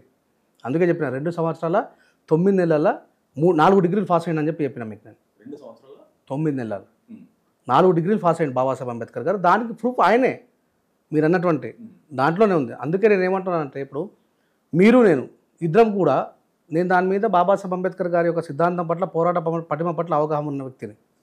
ఆయన ఆఫ్టర్ పోరాటాన్ని నేను ఆయన జీవితంలో పూర్తి స్థాయిలో నేను కొడుకుని గాను ఆయన మనమని గాను. బట్ ఇదే విషయం మీద మన రీసెంట్గా చర్చ వచ్చినప్పుడు అసలు అంబేద్కర్ గారి పేరు అంబేద్కర్ ఎవరో పేరు దానం చేసిరు బాపరేనా అనేది కూడా అబద్ధం. ఇది స్కూల్లో పోయి ఆయన రీసెర్చ్ చేసి తీసుకొని వచ్చింది. బాబాసాహెబ్ అంబేద్కర్ గారు చదువుకున్న టైంలో రిజిస్టర్ మొత్తం చెక్ చేస్తే అసలు అంబేవాడ్కర్ అనే వ్యక్తి లేడు. ప్రచారం చేసిరా లేదా అంబేద్కర్ గారికి ఒక బాపరేనా పేరు దానం చేసిన ప్రచారం జరిగింది. Yes or not. అప్పుడు ఈయన మునిమనోడు వెళ్ళి పోయి మొత్తం ఆ రిజిస్టర్ మొత్తం తీసి బయటకు తీస్తే అక్కడ అంబేద్కర్ అనే వాళ్ళు లేరు. బాబాసాహెబ్ అంబేద్కర్ గారు మౌ గ్రామంలో పుట్టినాక అంబేద్కర్ గారు తండ్రి సైన్యాధికారిగా పనిచేస్తున్నప్పుడు వీళ్ళ గూడెం అంతా కూడా మహారాష్ట్రలో ఒక ఏరియాలో ఉండేది. బాబాసాహెబ్ అంబేద్కర్ గారు వాళ్ళది అంబవాడ. ఎక్కువ మంది ఉండడం వల్ల అంబవాడ్కర్లు అని పిలిచేవాళ్ళు. అంబవాడ్కర్లు కాస్త బాబాసాహెబ్ అంబేద్కర్ గారు భీమరావు రాజు అంబేవాడ్కర్. భీమరావు అని పేరు ఎందుకు పెట్టిండు వాళ్ళ నాన్న? నేను ఇంతకుముందు చెప్పిన కదా, పాలీ భాషలో భీమ్ అంటే జ్ఞానం అని అర్థం. పాలీ భాషలో బుద్ధుడి కాలంలో మహాత్మా జ్యోతిబా పూలే ద్వారా చదువు నేర్చుకున్నటువంటి మహాత్మా జ్యోతిబా పూలే స్థాపించిన పాఠశాలల్లో చదువుకున్న వ్యక్తి బాబాసాహెబ్ అంబేద్కర్ గారి తండ్రి మాలోజీ రామ్జీ సక్పాల్ గారు. ఇట్లా బౌద్ధం మీద ఆయనకు ఫస్ట్ నుంచి అవగాహన ఉంది కాబట్టి ఆయనకు భీమరావు అని పేరు పెట్టాడు. కానీ నేను ఇంకోటి విన్నాను, భీమరావు అనే పేరు వాళ్ళ నాన్న రాముడి విపరీతమైన భక్తుడు. అంటే ఇప్పుడు బాబాసాహెబ్ అంబేద్కర్ గారే సంతు కబీర్ గారి దోహేలు అద్భుతంగా పాడేది చదివేది. అప్పుడు భక్తి ఉద్యమమే అత్యధికంగా నడిచింది. సంతు రవిదాస్ గారు కానీ సంతు కబీర్ దాస్ గారు కానీ. సంతు కబీర్ దాస్ గారు ఏమంటారంటే దశాబ్దాల కాలం తర్వాత పుష్కర స్నానం చేస్తే వాళ్ళు చేసిన పాపాలన్నీ తొలగబడితే మరి రోజు ఒక జాలరైనా అదే గంగలో తన భార్య బిడ్డలకు కడుపు నింపడం కోసం నిత్యం దాంట్లోనే చేపలు పడతారు కదా. 10 సంవత్సరాలకు ఒకసారి స్నానం చేసే గంగలో మన సర్వ పాపాలు తొలగిపోయి మనం గొప్పలమైతే మరి రోజు స్నానం చేస్తున్నటువంటి ఈ జాలరి బతికెందుకు మార్చలేకపోయింది గంగా అని అన్నాడు. ఇది భక్తి ఉద్యమం. ఒక బండని మొక్కడు एक पत्थर को मारने से अगर इंसान का तकदीर बदल जाता है तो मैं पहाड़ को मारने के लिए तैयार అన్నాడు. ఒక చిన్న రాయిని మొక్కడం వల్ల మనిషి యొక్క తలరాత మారిపోతుందంటే నేను పెద్ద పర్వతాన్ని మొక్కుతా అన్నాడు. ఇది భక్తి ఉద్యమం. అట్లా బాబాసాహెబ్ అంబేద్కర్ గారు తీసుకొని ఇప్పుడు రామ్ అంటే డైరెక్ట్ రామ్ అనే పేరు పెట్టాలి కదా, భీమరావు అని ఎందుకు పెట్టిండు? ఇప్పుడు ఇట్లా మాట్లాడితే అంటే ఆయన రాముని మొక్కర ఎస్ నేను కాదని అనట్లేదు. బాబాసాహెబ్ అంబేద్కర్ గారు సంవత్సరాల తరబడి ఆయన హిందూగానే పుట్టిండు, అదే సంస్కరణలో నడిచిండు. అయ్యో హిందూగా మమ్మల్ని ఇంకా తక్కువగా చూస్తున్నారని చెప్పేసి దాని మీద మార్పు రావాలన్నాడు. హిందూ సంస్కరణవాదం గొప్పగా కావాలన్నాడు, మనం మిగతా వాళ్ళకి ఆదర్శంగా ఉండాలన్నాడు. తోటి హిందువులపైన ఇన్ని అరాచకాలు చేయడం తప్పని బాబాసాహెబ్ అంబేద్కర్ గారు పోరాటం చేసిన తర్వాత ఈ దేశం కాకుండా ఈ దేశానికి వలస వచ్చిన మతాలను కాకుండా ఈ దేశంలో ఉన్నటువంటి బౌద్ధాన్ని స్వీకరించాలని చెప్తున్నా. బాబాసాహెబ్ అంబేద్కర్ ఈ దేశంలో ఉన్న ప్రజలను విచ్ఛిన్నం చేయాలనేటువంటి ఆలోచన లేదు. ఈరోజు మన బీజేపీ ప్రభుత్వం వాళ్ళు అఖండ భారతదేశం అని మాట్లాడుతున్నారా లేదా? అఖండ భారతదేశం అంటే ఏంది? బంగ్లాదేశ్ మనదే, ఆఫ్ఘనిస్తాన్ మనదే, పాకిస్తాన్ మనదే. మరి వాడిని ప్రేమిస్తలే వాడిని ఎప్పుడు ఇలా తీసుకొస్తాం? అఖండ భారతదేశం మన లక్ష్యం. ఒకప్పుడు మన భారతదేశం మిగతా అన్నిటికంటే కూడా పెద్ద దేశంగా విలసిల్లింది. నువ్వు ప్రేమిస్తే వాడిని నీ దగ్గరకు వస్తారా, ద్వేషిస్తే నీ దగ్గరకు వస్తారా? మనం ప్రేమిస్తున్నాం కానీ వాళ్ళు ద్వేషిస్తారు. నేను ఏమంటున్నానంటే నీ లోపల ఆ విచ్చిన భావం ఉండద్దు అంటే నువ్వు సొంతని ప్రేమిస్తలేవు కదా. నేను మాలా మాదిగోని హిందూనే, నీ ముస్లిండు మాట పక్కకు పెట్టాడు, ముస్లిం పక్కకి వెళ్ళిపోయాడు, బంగ్లాదేశ్ ఇటు వెళ్ళిపోయాడు, ఆఫ్ఘనిస్తాన్ అటు వెళ్ళిపోయాడు. నేను సొంత హిందూ, నన్ను ఎందుకు ప్రేమిస్తాడు? నన్ను గుడి కాడికి రానిత్తలు, బొడ్రాయి కాడికి రానిత్తలు, పోషమ్మ దగ్గర రానిత్తలు, బతుకమ్మ ఆడనిత్తలు. ఇది ఎవరు తప్పు? మరి ఈ తప్పు చేస్తున్నటువంటి అజ్ఞానులని హిందుత్వంలో ఉన్నటువంటి లీడర్లు అయినా సరే రే ఏంద్రా ఇదంతా తప్పు, మనం అందరం ఒకటే అని చెప్పి అంటున్నారా? ఈరోజు ఈశ్వరమ్మకి జరిగిన అన్యాయానికి ప్రశ్నించడానికి ఎవరు రాలేరు ఎందుకు అని అడుగుతున్నాను నేను. అంటే ఈ దేశంలో క్యాస్ట్ సిస్టమ్ ప్రాక్టీస్లో ఉంది, మమ్మల్ని నిజంగా హిందువులుగా చూడట్లేదని చెప్తున్నాను నేను. మమ్మల్ని చూడట్లేదు. ఈ 2024లో బాబాసాహెబ్ అంబేద్కర్ గారు బౌద్ధాన్ని తీసుకుని ఆయన మీద ఇంకెంత ద్వేషం అడ్జేసి ఉంటారు వీళ్ళు. కానీ ఒక విషయం మర్చిపోతున్నారు, నిజంగా బాబాసాహెబ్ అంబేద్కర్ గారు ఈ దేశానికి చెడు చేసిన వాడైతే ఆయన క్రిస్టియానిటీ తీసుకుంటుండే, ఇస్లాంలోకి పోతుండే. కానీ ఈ దేశంలో ఉన్నటువంటి మూలాల్ని వెతికి బౌద్ధాన్ని ఎందుకు స్వీకరించాల్సి వచ్చింది? బుద్ధుడు ఎవరు? వేరే దేశం నుంచి బతకచ్చినోడు కాదు కదా. శుద్ధోధన మహారాజు కొడుకు, ఈ దేశాన్ని పరిపాలించినటువంటి ఒక చక్రవర్తి కొడుకు, ఈ దేశంలో సుభిక్షాన్ని కోరుకున్న వ్యక్తి, సమానతను కోరుకున్న వ్యక్తి, దానంని తీసుకొని జ్ఞానదానాన్ని చేసిండు. ఈ దేశంలో ఉన్న బౌద్ధాన్ని ప్రపంచ దేశాలకు వ్యాప్తి చెందింపజేసిండు. మరి అది మాట్లాడుకుంటలేము మనం. బాబాసాహెబ్ అంబేద్కర్ గారు ఈ దేశాన్ని విచ్ఛిన్నం చేసే వ్యక్తి అయితే ఖచ్చితంగా ముస్లిం అవుతుండేనా, క్రిస్టియన్ అవుతుండేనా? ఒక 1000 పేజీలు ఉన్న బుక్ని మనం ఎన్ని రోజులు చదువుతాం? అది వాళ్ళ మీద డిపెండ్ అయి ఉంటుంది. ఒక కొద్ది మందికి 10 పేజీలు చదవగానే నిద్ర వస్తుంది. 1000 పేజీలు ఉన్న బుక్ని ఎన్ని రోజుల్లో, ఎగ్జాంపుల్ మేధావి అయ్యండి, ఎన్ని రోజులు చదవచ్చు? ఒక 1 వీక్ నిరంతరం దాని మీద ఉంటే సాధ్యమవుతుంది. నిరంతరం 24 hours 1000 పేజీలు ఉన్నది. కానీ అంబేద్కర్ గారు లండన్ యూనివర్సిటీలో 3000 పుస్తకాలు చదివాడు, 5000 పుస్తకాలు చదివాడు. ఎన్ని పుస్తకాలు చదివాడు? చెప్పండి, ఆన్సర్ చెప్తా. సరే, కొలంబియా విశ్వవిద్యాలయంలో చాలా తక్కువ మంది మొత్తం దాన్ని కంప్లీట్ చేసిన వాళ్ళు ఉన్నారు. ఎన్ని చదివాడు కొలంబియా యూనివర్సిటీలో? కొలంబియా విశ్వవిద్యాలయంలో చాలా వేల పుస్తకాలు ఉన్నాయి. మీరు 500 బహుశా చాలా ఉండొచ్చు, నాకు కూడా దాని మీద పూర్తి అది లేదు. నేను ఇన్ని పుస్తకాలు చదివిందని చెప్పిన, ఆయన రాసిన పుస్తకాలే వందలలో ఉన్నాయి. ఇంకా అది పక్కన పెట్టండి. కానీ అక్కడ ఉన్నది 4 సంవత్సరాలు కదా. 4 సంవత్సరాల్లో అమెరికాకి, లండన్కి తిరగడమే 4 సంవత్సరాలు. తిరిగి ఈ 2 డిగ్రీలు కంప్లీట్ చేయడంలోనే సరిపోయింది. ఎన్నో వేల పుస్తకాలు చదివాడని చెప్పేసి కొన్ని సభల్లో చెప్పండి. ప్రజలారా, మీరైనా ఈయనకైనా ఒక విషయం చెప్తున్నా, గుర్తుపెట్టుకోండి. బాబాసాహెబ్ అంబేద్కర్ గారు కాలేజీలో కంటే సబ్మిట్ చేయడానికి, థియరీస్ సబ్మిట్ చేయడానికి మాత్రమే ఆయన కాలేజీకి వెళ్ళేవాళ్ళు. ఆయన మిగతా టైం అంతా కూడా మన లైబ్రరీలోనే ఉండేవారు. ఆ విషయము మీరు అబద్ధం ఆడినా, నేను అబద్ధం ఆడినా, లైబ్రరీలో ఉన్నటువంటి డైరీ అబద్ధం ఆడదు. ఈ మాట మీరో నేనో, ఆయన కులస్తుడిగానో లేకపోతే ఆయనను గౌరవించే వ్యక్తిగానో, భారతీయుడిగానో కాకుండా విదేశాల వాళ్ళే ఎంతోమంది మేధావులను పిలువబడుతున్న వాళ్ళు, ఆయన సమకాలీకులు వాళ్ళే రాసుకున్నారు. లండన్ లైబ్రరీని భయపడిన వ్యక్తి అంబేద్కర్ అని చెప్పేసి అత్యధిక సమయాన్ని ఉపయోగించుకునే వ్యక్తి. ఆయన కాలేజీకి వెళ్ళడం చాలా తక్కువ, థియరీ సబ్మిట్ చేయడానికే పోయిండు. ఆయన ఎక్కువ సమయం అంతా కూడా అంతేందుకంటే లండన్ యూనివర్సిటీకి సంబంధించినటువంటి దాంట్లో ఉన్న ఆ వాచ్మెన్ బాబాసాహెబ్ అంబేద్కర్ గారి గురించి రాసుకున్నాడు ఆయన డైరీలో. మాకంటే ఎక్కువగా, వాచ్మెన్ కంటే నాకంటే ఎక్కువగా కూడా సమయాన్ని ఆ పుస్తకాలతో గడిపింది ఆయన అని చెప్పి రాసుకున్నాడు. ఆ పుస్తకాలు కానీ మీరు 50,000 పుస్తకాలు అని చెప్పి కొన్ని లేదు, మీరు బహుశా మీరు ఎన్ని రివ్యూస్, నేను బాబాసాహెబ్ అంబేద్కర్ గారు పర్టికులర్గా కేసీఆర్ గారు కదా ఇన్ని పుస్తకాలు చదివినని చెప్పినట్టు నేను చెప్పలే. నేను బాబాసాహెబ్ అంబేద్కర్ గారు అత్యధికంగా చదువుకోవడానికి సమయం కేటాయించారు, ఆయన జీవితం అంతా చదవడానికి ఉపయోగించారు, రాయడానికి ఉపయోగించారు అని చెప్పినా కానీ మిగతా ఏ మేధావన్నా చెప్పి ఉండొచ్చు 50,000 పుస్తకాలు చదివిందని చెప్పి. నేను ఎప్పుడు చెప్పలేదు, నాకు పర్టికులర్గా తెలుసు నేను ఏం మాట్లాడతాను విషయం. కానీ ఇంకోటి, ఈ మధ్యలో రాజ్యాంగ సవరణ చేయొచ్చా, చేయకూడదా, చేయాలా? అది దానికి ఒక ప్రజాస్వామ్య నాయకులుగా మనం ఏ సవరణ చేసుకోవచ్చు, నీకు మొత్తం అధికారాన్ని తీసేయడానికి లేదు. తీసేయరాదు, దాంట్లో సవరణ చేసుకోవచ్చు, ఇంకా ఇంప్లిమెంట్ చేసుకోవచ్చు. ఇప్పుడు ఒక 50,000 మంది కోసం రాజ్యాంగం రాయబడ్డది అనుకున్నప్పుడు ఇలా మనం 100 కోట్లు దాటినాం. దాన్ని బిగ్గర్ ఇంకా ఇంకా ఇంకా ఎట్లా ఇంప్లిమెంట్ చేసుకోవచ్చు. ఇప్పుడు ఒక ఈ కోటాలో ఇన్ని స్కూల్లే స్థాపించాలనుకుంటే దాంట్లో సవరణ చేసుకొని ఇంకా అధికంగా చేసుకోవచ్చు. ఇప్పుడు ఇండియన్ కాన్స్టిట్యూషన్ ఏర్పడినప్పుడు ఈ దేశంలో ఎన్ని రాష్ట్రాలు ఉండే, దాంట్లో ఉన్నటువంటి సవరణల ప్రకారం దాని ప్రకారం జార్ఖండ్ ఏర్పడ్డది, తెలంగాణ ఏర్పడ్డది, ఇవన్నీ ఏర్పడ్డాయి కదా. అప్పుడు చాలామంది అన్నారు ఒకటే భాషకు సంబంధించిన వాళ్ళు 2 రాష్ట్రాలుగా విడిపోవద్దని.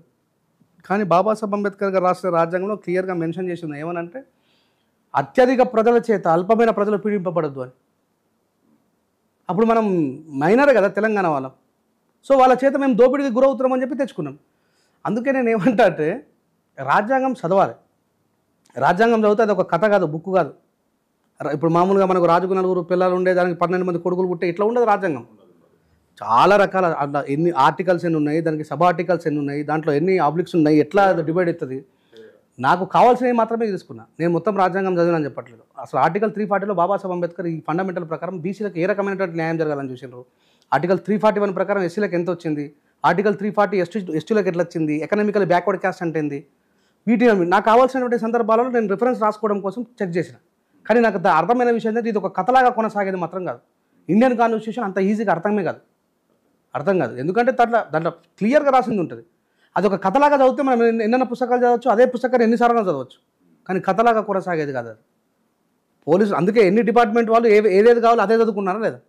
జ్యుడిషియరీ వాళ్ళు జ్యుడిషియరీ చదువుకున్నారు, రక్షణ వాళ్ళు రక్షణనే చదువుకున్నారు, ఎయిర్ ఫోర్స్ వాళ్ళు అట్లా. దాన్ని అంటే Indian constitution not that much off easy. కానీ చదవడం మొదలు పెడితే కనీసం ప్రథమ పేజీ చదివితే, భారత ప్రజలమైన మేము అనేది చదివితేనైనా దాని మొత్తం అందులో రాసింది ఉంటుంది. వాక్ స్వేచ్ఛ, మతంలో ఉన్నటువంటి అవమానాలను ప్రకటించుకునేది, మా మతం పట్ల జరుగుతున్న మంచి, ఇంకో మతం మా పట్ల రెచ్చగొడుతున్నటువంటి విద్వేషాలు, ఇవన్నీ కాకుండా సమానత్వం, సోదరభావం, స్త్రీలపై సంరక్షణ, ఇవన్నీ కూడా కనీసం ప్రథమ పీఠికలన్నా ఉంటే అదన చదవాలనేది నా కోరిక. అన్న ఒక మీది ఎప్పుడూ ప్రజల్లో ఉండే ఒక పాట అంటే ఒకటి చెప్తా చూడన్న, నేను ఎంటర్టైన్మెంట్ చేసే పాటలు రాయలేదు, ఎప్పుడు కూడా ప్రజల్లో ఆలోచింపజేసే పాటలే రాసిన. దేవుడి పేరు మీద జరుగుతున్న అన్యాయం. ఇప్పుడు ఒక చిన్న సందర్భం వచ్చింది కాబట్టి చెప్తా ఉన్నా. మొన్న రీసెంట్గా ఒక మీడియా మిత్రుడు బయటకు వెళ్తే తెలిసిన విషయం ఏంటంటే, అయోధ్య రామ మందిరం కోసం ఒక వెడల్పోయినటువంటి రోడ్ని సవరించారు. ఉత్తరప్రదేశ్, బీహార్ అనేవి భారతదేశంలో లార్జెస్ట్ స్టేట్స్, చాలా పెద్ద స్టేట్స్. అట్లాగనే ఎకనామిక్లో కూడా మిగతా రాష్ట్రాల కంటే ఎక్కువ బడ్జెట్ కేటాయించుకునేటువంటి కేపబిలిటీ ఉన్నటువంటి రాష్ట్రాలు కూడా అవి. శనగలు అమ్ముకునేటువంటి ఒక ముసలాయన దగ్గరికి వెళ్ళి మైక్ పెట్టి అడిగితే ఏమన్నాడు తెలుసా? రామ మందిరం పేరు మీద మా ఇళ్ళని కూలగొట్టిండ్రయ్యా. ఇక్కడ ఇల్లు కూలగొడుతున్నామంటే ముందుగానే వాళ్ళకు షిఫ్టింగ్ ప్లేస్లో ఇల్లు కట్టి వాళ్ళకి వసతులను ఏర్పాటు చేసిన తర్వాత వీటిని కూలగొట్టాలి. అవునా కదా? వాళ్ళు ఎవరు? భారతీయులా కదా? మన దేశంలో వేరేలు కాదు కదా. ఆయన ఏడుస్తూ చెప్తున్నాడు, మమ్మల్ని తీసుకుపోయి కార్ఖానాలు వేసిరు అని. ఇక్కడున్న ప్రజలందరూ తీసుకుపోయి ఇన్స్టెంట్గా ఇల్లు కూలగొట్టేసిరు, మమ్మల్ని తీసుకుపోయి కార్ఖానాలు వేసిరు అన్నాడు. అంటే కార్ఖానా అంటే ఒక ఓపెన్ ప్లేస్లో తీసుకుపోయి అలా పాడేసిండ్రు. స్కూళ్ళు లేవు, సరైన వైద్యం లేదు, ఏమి లేదు. అదొక్కటే ఆయన ఒక్కటే వీడియో చూసారు మీరు అయోధ్యలో? మీరు ఆ న్యూస్లో చాలా వీడియోస్ చూడొచ్చు. ఒక స్త్రీ మాట్లాడుతూ చాలా బాధపడుతూ ఏడ్చింది, తుమ్ గరీబీ హటాతే నాంపే గరీబోంకు హటారే అని.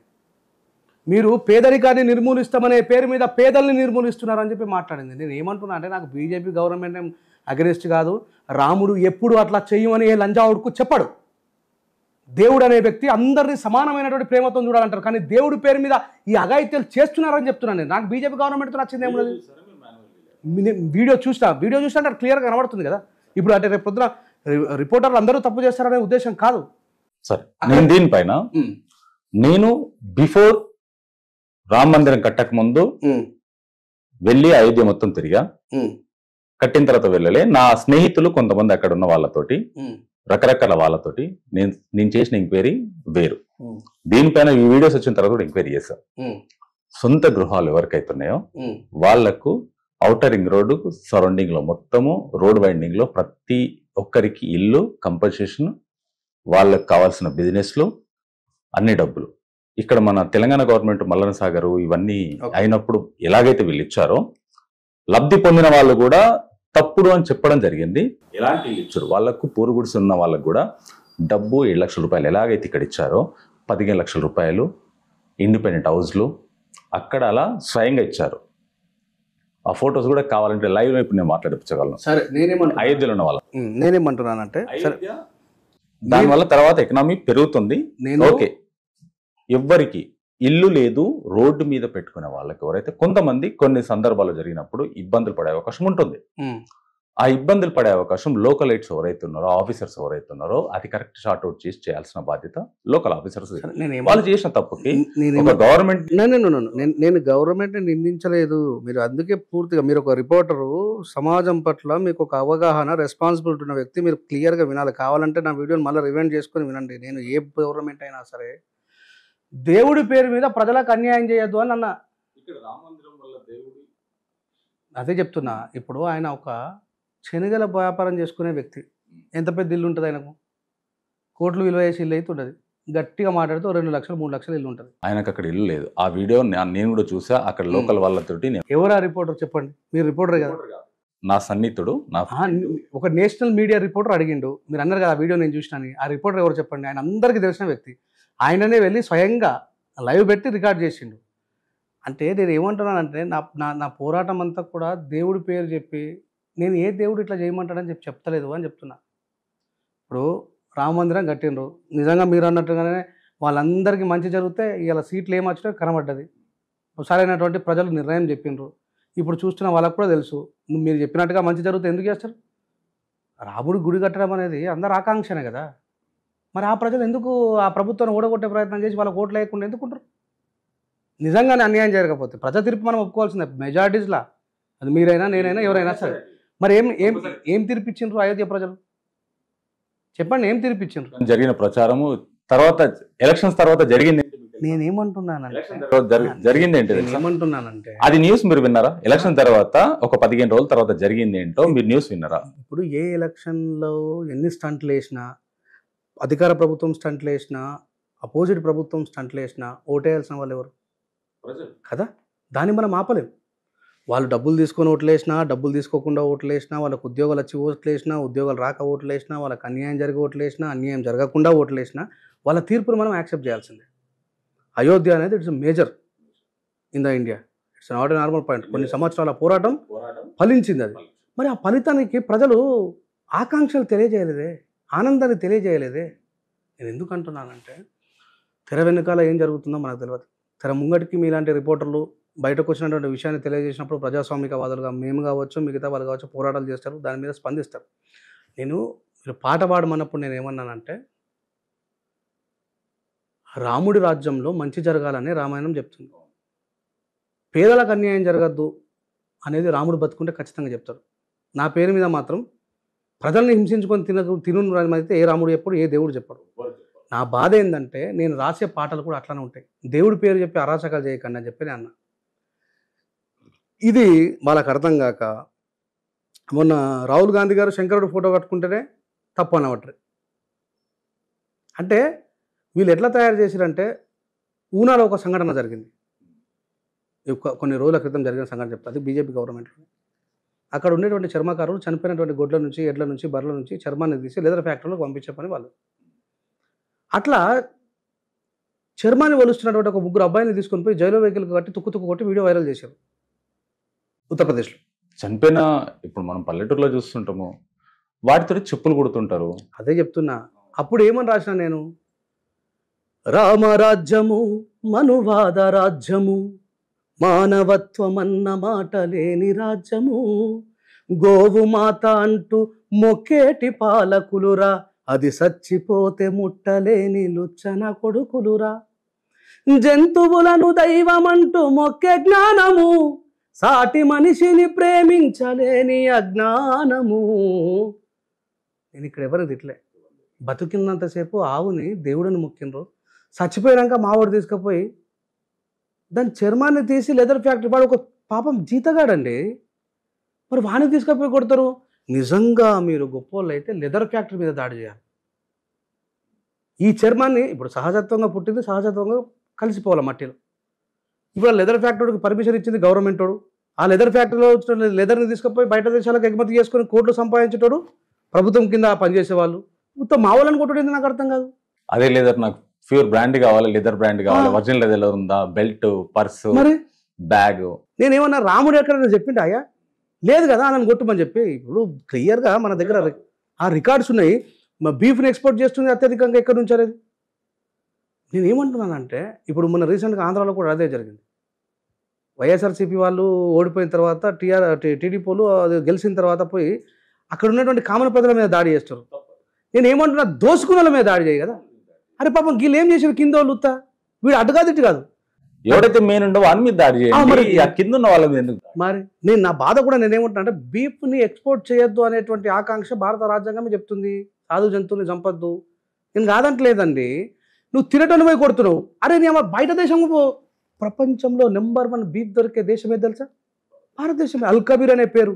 నేను అబ్రాడ్లో జాబ్ చేసి వచ్చిన కాబట్టి నాకు తెలుసు. అల్ కబీర్ అనేది సౌదీలో ఫేమస్. అది భారతదేశం నుంచి ఎక్స్పోర్ట్ అవుతుంది. సో వీటన్నిటి మీద ప్రభుత్వం బ్యాన్ చేయమంటారు. నేనే అంటున్నా ఆవును చంపడం తప్పే. నేనే అంటున్నా, రెంజల్ రాయేష్ అంటున్నా, ఆవును చంపడం తప్పు. ఫస్ట్ ఇమీడియట్లీ మీరు ఏం చేయాలా, చచ్చిపోయిన ఆవుని మోసుకుపోయి మావులను కొట్టుడు కాదు, చచ్చిపోయిన ఆవుని తీసుకుపోయి బొంద పెట్టి మమ్మల్ని చంపుడు కాదు. ఎవడైతే తీసుకుపోయి పానం ఉండగా కోసి చంపుతుండో వాని బంద్ చేయరు. బీఫ్ ఎక్స్పోర్ట్ మొత్తం బంద్ చేయమని చెప్పి బీజేపీ గవర్నమెంట్. ఎంత గొప్ప విషయం. మేమందరం యాక్సెప్ట్ చేస్తాం. నరేంద్ర మోడీ గారికి పాలాభిషేకం చేస్తాం. అది చేయట్లేదే. కానీ ఉత్త చచ్చిపోయిన గొడ్డుని మోసుకపోయాడు మమ్మల్ని కొట్టబట్టరు. మీరు అడిగిన క్వశ్చన్ కూడా న్యాయం ఉంది. ఎందుకంటే మేము హిందువులము అని చెప్పేసి బీజేపీ పార్టీ 10 సంవత్సరాల నుంచి లేదు, ఇవి మరి 11 సంవత్సరం రన్ అవుతుంది, ఆపేయచ్చు కదా. మరి ఆ ఊరికే వీళ్ళని అమాయకులు కొడితే ఏమొస్తుంది? తప్పు ఇది, నేను కూడా ఖండిస్తాను. ప్రతి ఊర్లో ఆవు చనిపోయినా బర్ర చనిపోయినా తీసుకపోయేటోళ్ళు వాళ్ళే కదా. మరి మీరు బతుకున్నంతసేపు దేవుడని మొక్కుతారు, దాని కాళ్ళకి పసుపు రాస్తారు, దాని గదుపు అది గంధం పూస్తారు, అరటిపళ్ళు నిలబెడతారు, అన్ని నిలబెడతారు. చచ్చిపోగానే ఏది నీ ప్రేమ? అందుకన్నా దైవం అంటూ మొక్కింది మీరే, చచ్చిపోగానే కథం మళ్ళీ వెళ్తారా అని 7:30 అని పిలిచిన మున్సిపాలిటీని తీసుకుపోమని చెప్పంటారు. You should respect all people అని చెప్పంటారు. నన్ను దేవుడి పేరు మీద పెట్టి తిడితే మాత్రం నేను కంపల్సరీ పాట రాయాల్సి వస్తుంది. నేనేమన్నా రామరాజ్యంలో పేదలకు స్థానం లేదా తండ్రి, రామరాజ్యం అంటారు ఇదేం రాజ్యం అని చెప్పి అడిగిన. ఒక కళాకారుడు కదా నా ధర్మం, దాన్ని అర్థం చేసుకోక రాముడినే ప్రశ్నిస్తాడా రంజాల రాజేష్ అంటే, అరే రాముడు నా దేవుడు కదా అయ్యా, ఇట్లా ఎందుకు జరుగుతుందని చెప్పి అడిగే అధికారం కూడా నాకు లేదా? ఉంది కదా. మరి మిమ్మల్ని అడుగుతానేమో పార్టీ అనబడుతుంది, మరి దేవుని కూడా దేవుడి మీద కూడా పాట రాసుకోదా? సో అది అంటే చూసే కోణంలో తప్పుడుగా ఉండి. ఇప్పుడు నేను ఒకటే చెప్తాను, భారతదేశంలో అత్యధిక మెజారిటీ జనాభా అయినటువంటి హిందువులు, పేరుకే హిందువులు. ఎందుకంటే ఎవడు చాలా తక్కువ మంది భగవద్గీత గురించి చదివేవాళ్ళు, మహాభారతం గురించి చదివేవాళ్ళు, ఇతిహాస పురాణాల గురించి చదివేవాళ్ళు. కనీసం మన ధర్మ గ్రంథాలని చదవకుండా మనం హిందువులం అని చెప్పుకోవడం అదొక దౌర్భాగ్యం అంటారు. తప్పంట. నేను కూడా ఈ విషయం మీకు సపోర్ట్ చేస్తానండి.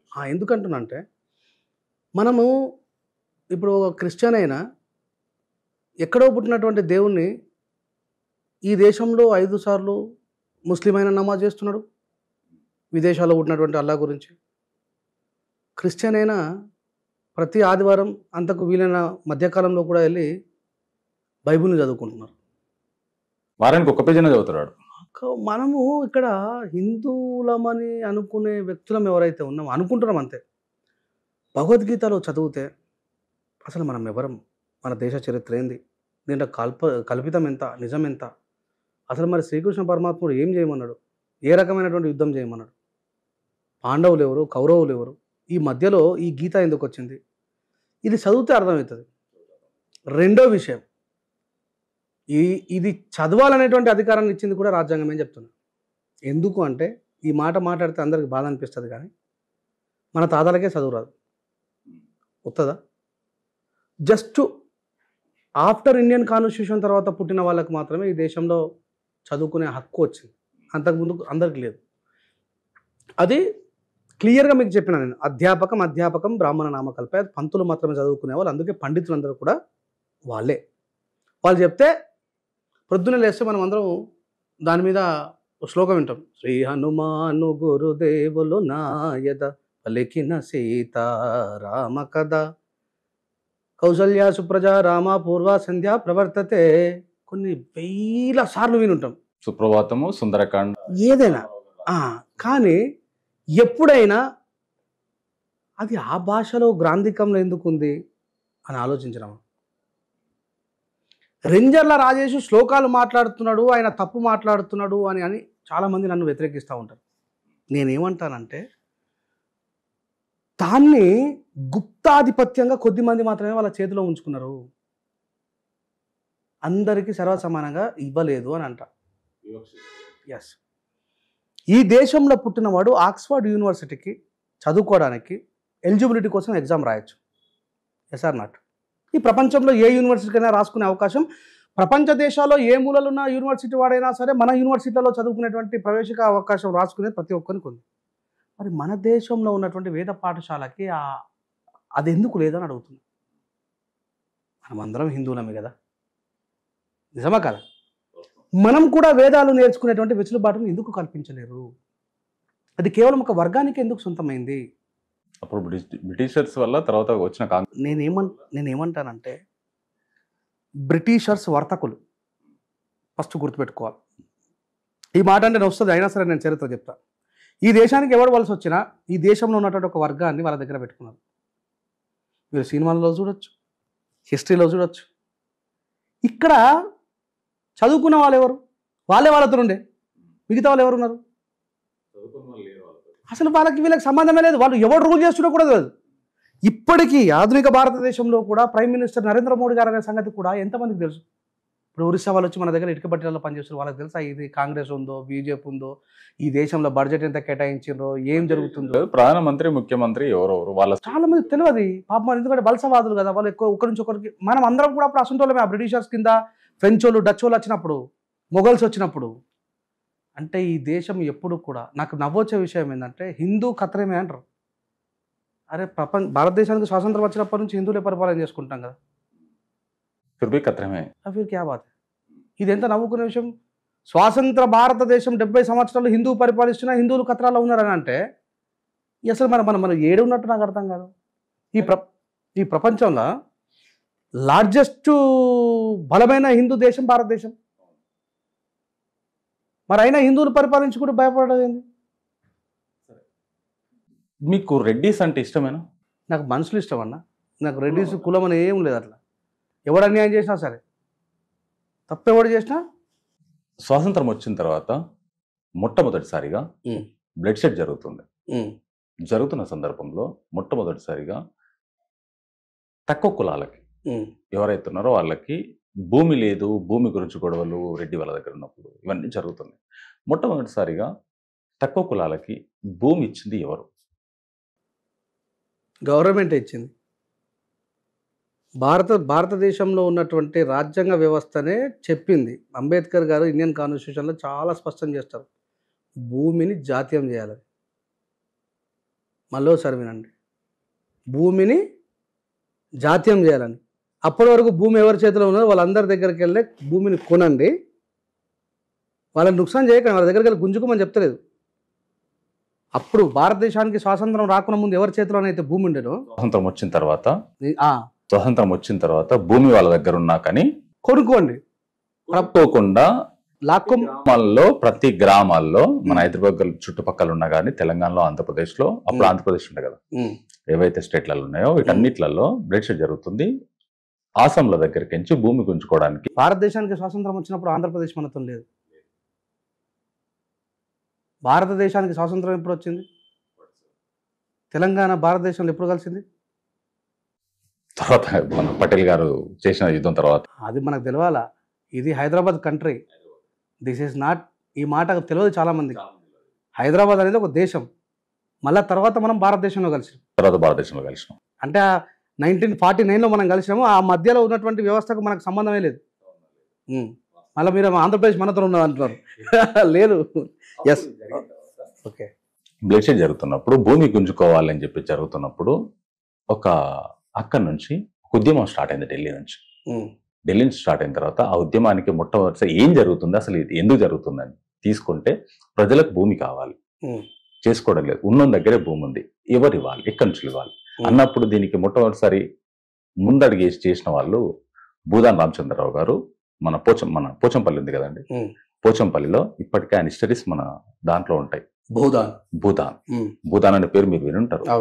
భూదాన్ రామచంద్రరావు గారు అని చెప్పేసి 1000 ఎకరాలు ఎట్ ఎ టైం ఇక్కడ నుంచి గుంటూరు వరకు 1000 ఎకరాలు మొట్టమొదటిసారి ప్రభుత్వానికి ఇచ్చిన వ్యక్తి. ఏ సంవత్సరంలో అంటే మనకు కొంచెం క్లారిటీ ఉండదు. ఎందుకంటే 49 కంటే ముందు భారతదేశం యొక్క సంస్కరణలకి మనకి సంబంధం లేదు. మనది మీర్ ఉస్మాన్ అలీ ఖాన్ పరిపాలిస్తున్నటువంటి దేశం. ఎస్, అది చెప్తున్నాను నేను. చాలామంది తెలియని విషయం ఏంటంటే ప్రపంచంలో అంబేద్కర్ గారికి ఫస్ట్ డాక్టరేట్ ఇచ్చి గౌరవించింది కూడా ఉస్మానియా యూనివర్సిటీ. ఫస్ట్ యూనివర్సిటీ మన ఉస్మానియా యూనివర్సిటీ నుంచి అంబేద్కర్ గారికి భారతదేశంలో, విదేశాలలో కాదు, భారతదేశంలో ఫస్ట్ ఆయనకు డాక్టరేట్ ఇచ్చి గౌరవించింది ఉస్మానియా యూనివర్సిటీ.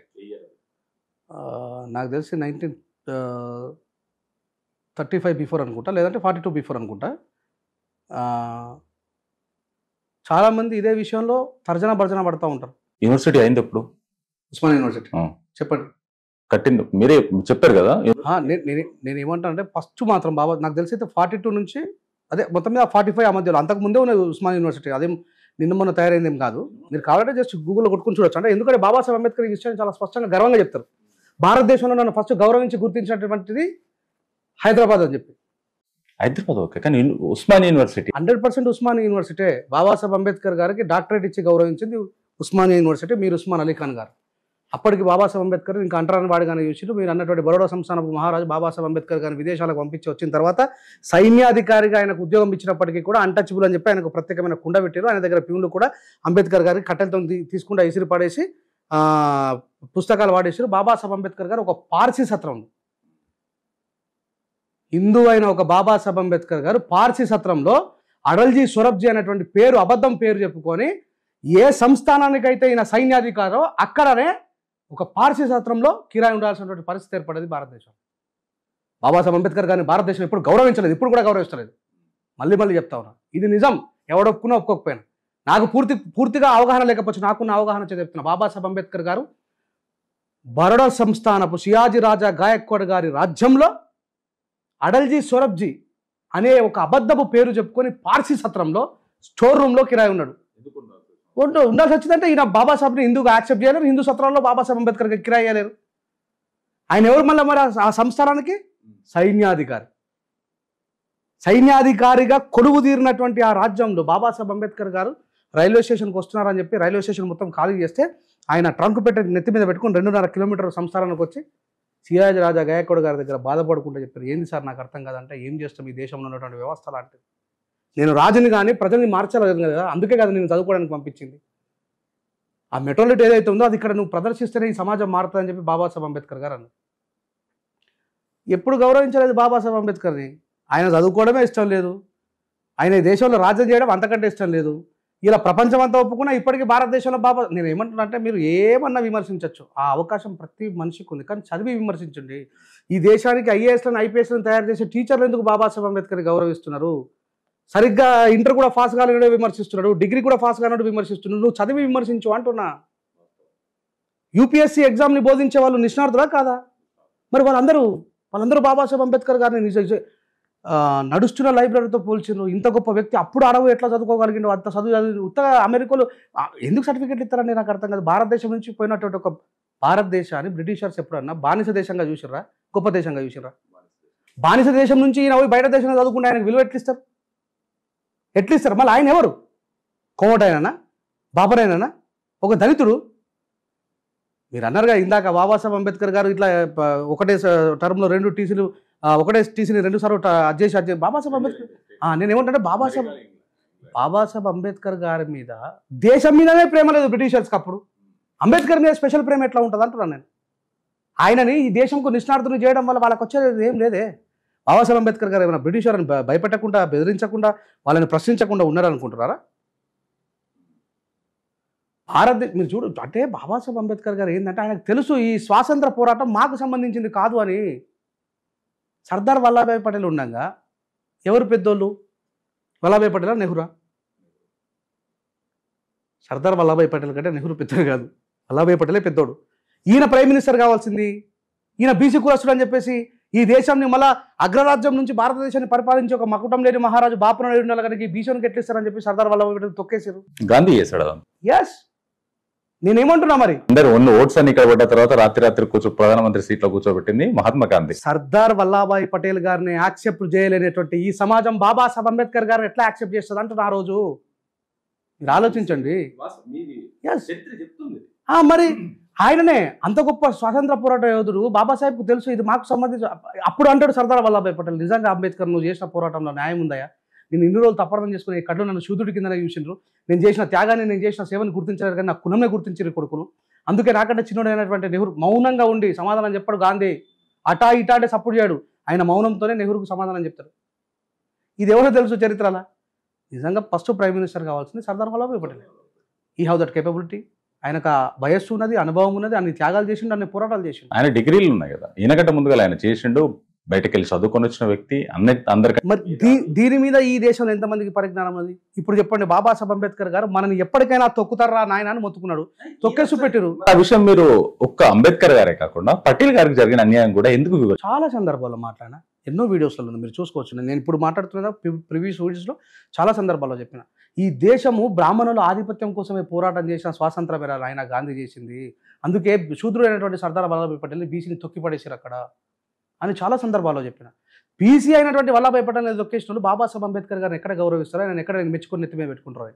బాబాసాహెబ్ అంబేద్కర్ గారికి ఉన్నటువంటి న్యాయశాస్త్రంలో ఉన్నటువంటి దానివల్లే ఆయనకు ఫస్ట్ ప్రైమ్ మినిస్టర్, ఫస్ట్ న్యాయశాఖ మంత్రి పదవి ఇచ్చే తప్ప దళితులకు కూడా తెలియదు అంబేద్కర్ గారు ఈ దేశానికి మొట్టమొదటి న్యాయశాఖ మంత్రి అని తెలియదు. అందుకని ఏమంటే హిందూ అయి పుట్టిన ప్రతి ఒక్కడు హిందుత్వంలో నువ్వు ఎక్కడున్నావు, నువ్వెవరు, నీకు ఎక్కడ గౌరవం ఇచ్చారు ఈ దేశంలో. స్వామి వివేకానంద గారు కూడా బాపలను విమర్శించిండని, నేనే కాదు అది ఇది మరి ఇదేంద్రబాయ్ నాకు అర్థం కాదు. దేవుడు కొద్ది మందికే సొంతము, కొన్ని వర్గాలకే సొంతం అని అనడం ఏంది నాకు అర్థం కాదు. ఎల్లమ్మ పోషమ్మని మనం తెలంగాణలో ఇంత అద్భుతంగా సెలబ్రేట్ చేస్తాం, మరి యూపీలో చేస్తారా వాళ్ళు? వాళ్ళకి తెలుసా అసలు ఎల్లమ్మ పోషమ్మ కట్టమైసమ్మ ఇవి అందరూ అవి దేవతలు కావా? నేనేమంటా అంటే లేదు, దీంట్లో ఒక అర్థం ఉంది. వీళ్ళు బెల్లపు శాఖ కోసేటోళ్ళు, మేకలు కోసేటోళ్ళు, కోళ్ళు కోసేటోళ్ళు, ఈ సంస్కృతి వేరు. అట్లా పోతే మనం ఇంకా చరిత్రలో చాలా లోపలికి వెళ్ళాల్సి వస్తుంది.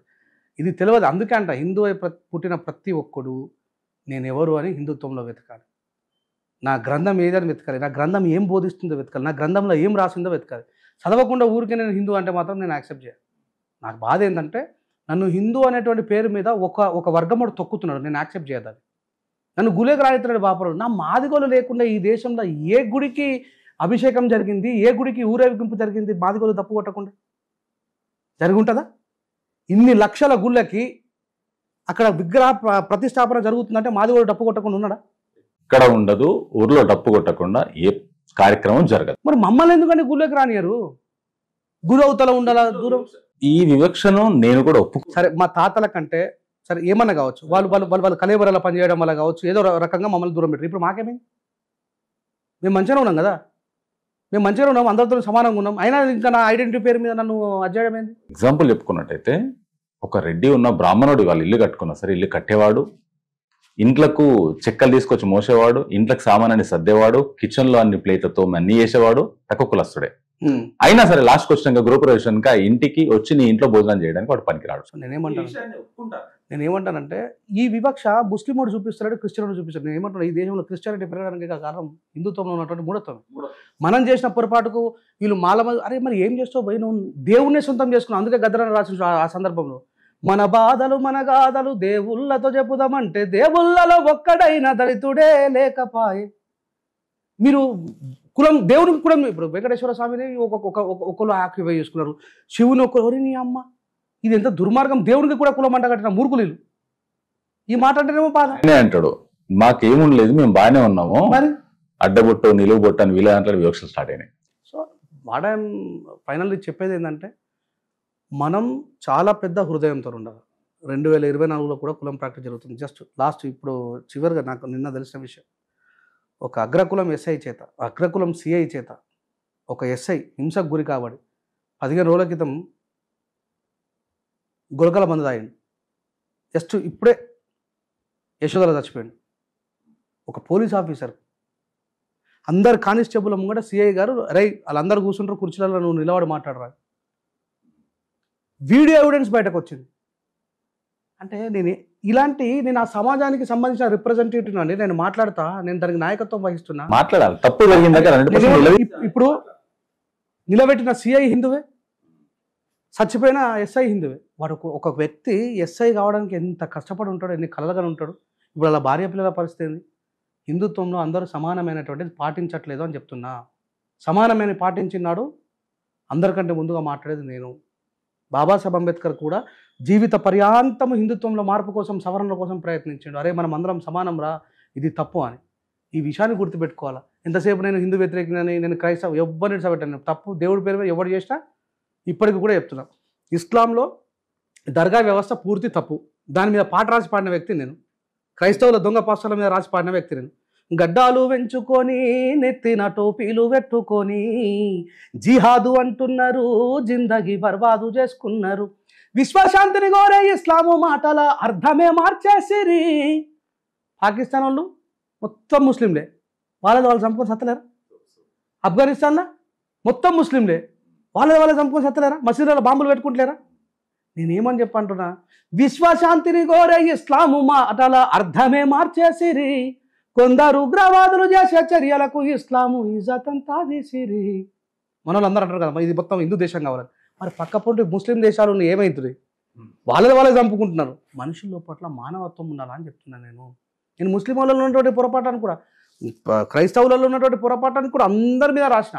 కాకపోతే నేను హిందూగా ఉన్నా, హిందూగా పుట్టినా, హిందూగా బతుకుతున్నా, అయినా నా పేరు మీద హిందూ పేరు మీద అత్యధికంగా అరాచకాలు జరుగుతున్నాయి కాబట్టి నేను మాట్లాడాల్సి వస్తుంది. ఆ విషయం ప్రజలు అర్థం చేసుకోవాలా? ఎందుకు వెళ్ళదు? నేను ఒకటే చెప్తున్నా భయ్యా, నా తస్యం ప్రతిమ ఆస్తి. ఇది కూడా దాంట్లోనే రాసుకున్నారు. నేను సృష్టించింది కదా, నా తస్యం ప్రతిమ ఆస్తి. భగవంతుడు ప్రతిమలలో కొలువై ఉండడు అన్నాడు. నిర్మలమైన హృదయమే భగవంతుని ఆలయం. అంటే గుడికి వెళ్ళడం వల్లనే దేవుడు ఉంటాడంటే మళ్ళీ నేను ప్రశ్నించుకుంటా, ఇందు గలడందు లేడను సందేహం వలదు చక్రి సర్వోపగతుండు ఎందెందు వెతికినా అందందే గలడు. నేను చెట్టుల దేవుని యుత్తా, పుట్టల దేవుని యుత్తా, మనుషుల దేవుని యుత్తా, నాకు సందర్భం వచ్చినప్పుడు పోతా, లడ్డూలు అనుకుంటా, తింటా. కానీ ఇక్కడ మాత్రమే దేవుడు ఉంటాడంటే మరి నాతస్యం ప్రతిమాస్తి అబద్ధం అని చెప్పుకో. నాతస్యం ప్రతిమాస్తి అంటే క్లియర్గా చెప్తున్నానా ఋగ్వేదంలో, భగవంతుడు ప్రతిమలలో లేడు. మంత్రోచ్చరణ జరిగి అక్కడ ఇదే మాట సంతు కబీర్ దాస్ అంటాడు, ఒక చిన్న బండకు మంత్రోచ్చరణ చేసే ఒక పెద్ద కొండకి మంత్రోచ్చరణ చేయండి కదా అన్నాడు. ఈ ప్రశ్న హేతుబద్ధత ఎప్పుడు ఉంటుందన్న?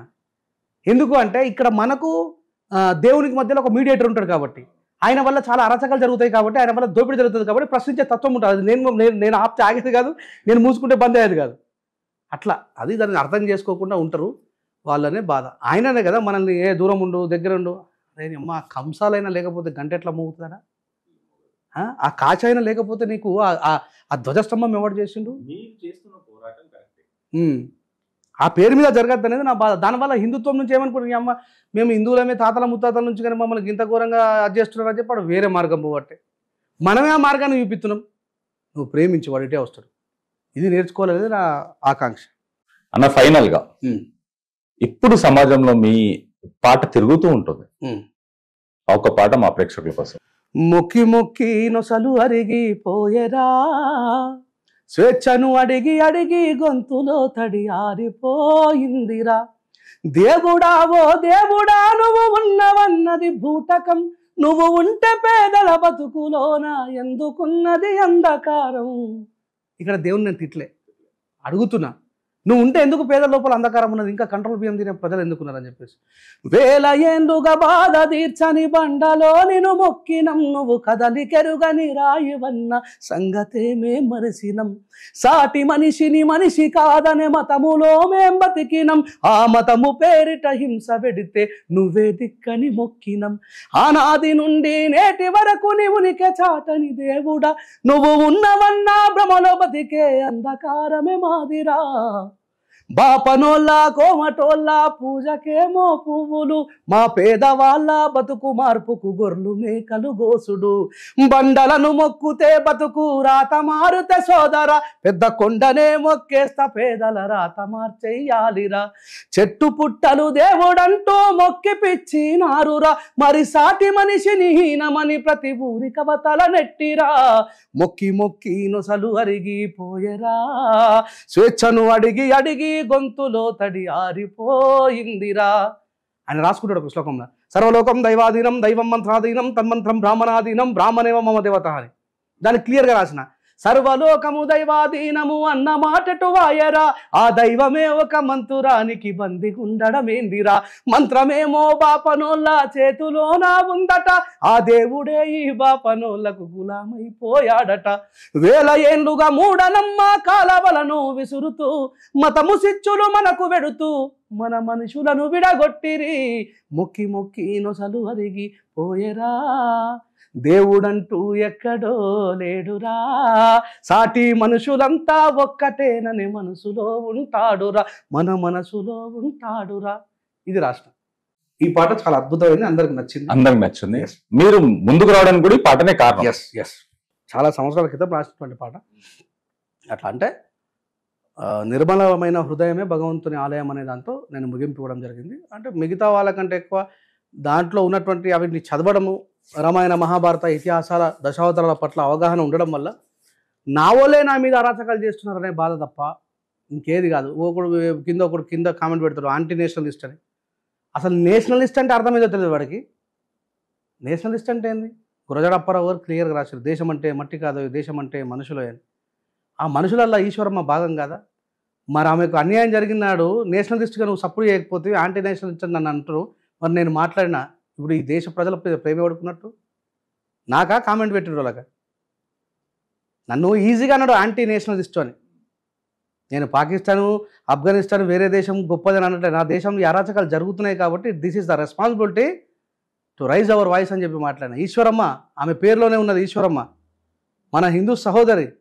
ఎక్కడో నారా చంద్రబాబు నాయుడు గారు ఉమ్మడి గవర్నమెంట్ ఉన్నప్పుడు పాపం కొనలలో బతికేటోళ్ళని తీసుకొచ్చి ఊళ్ళో పడేసిపోయారు.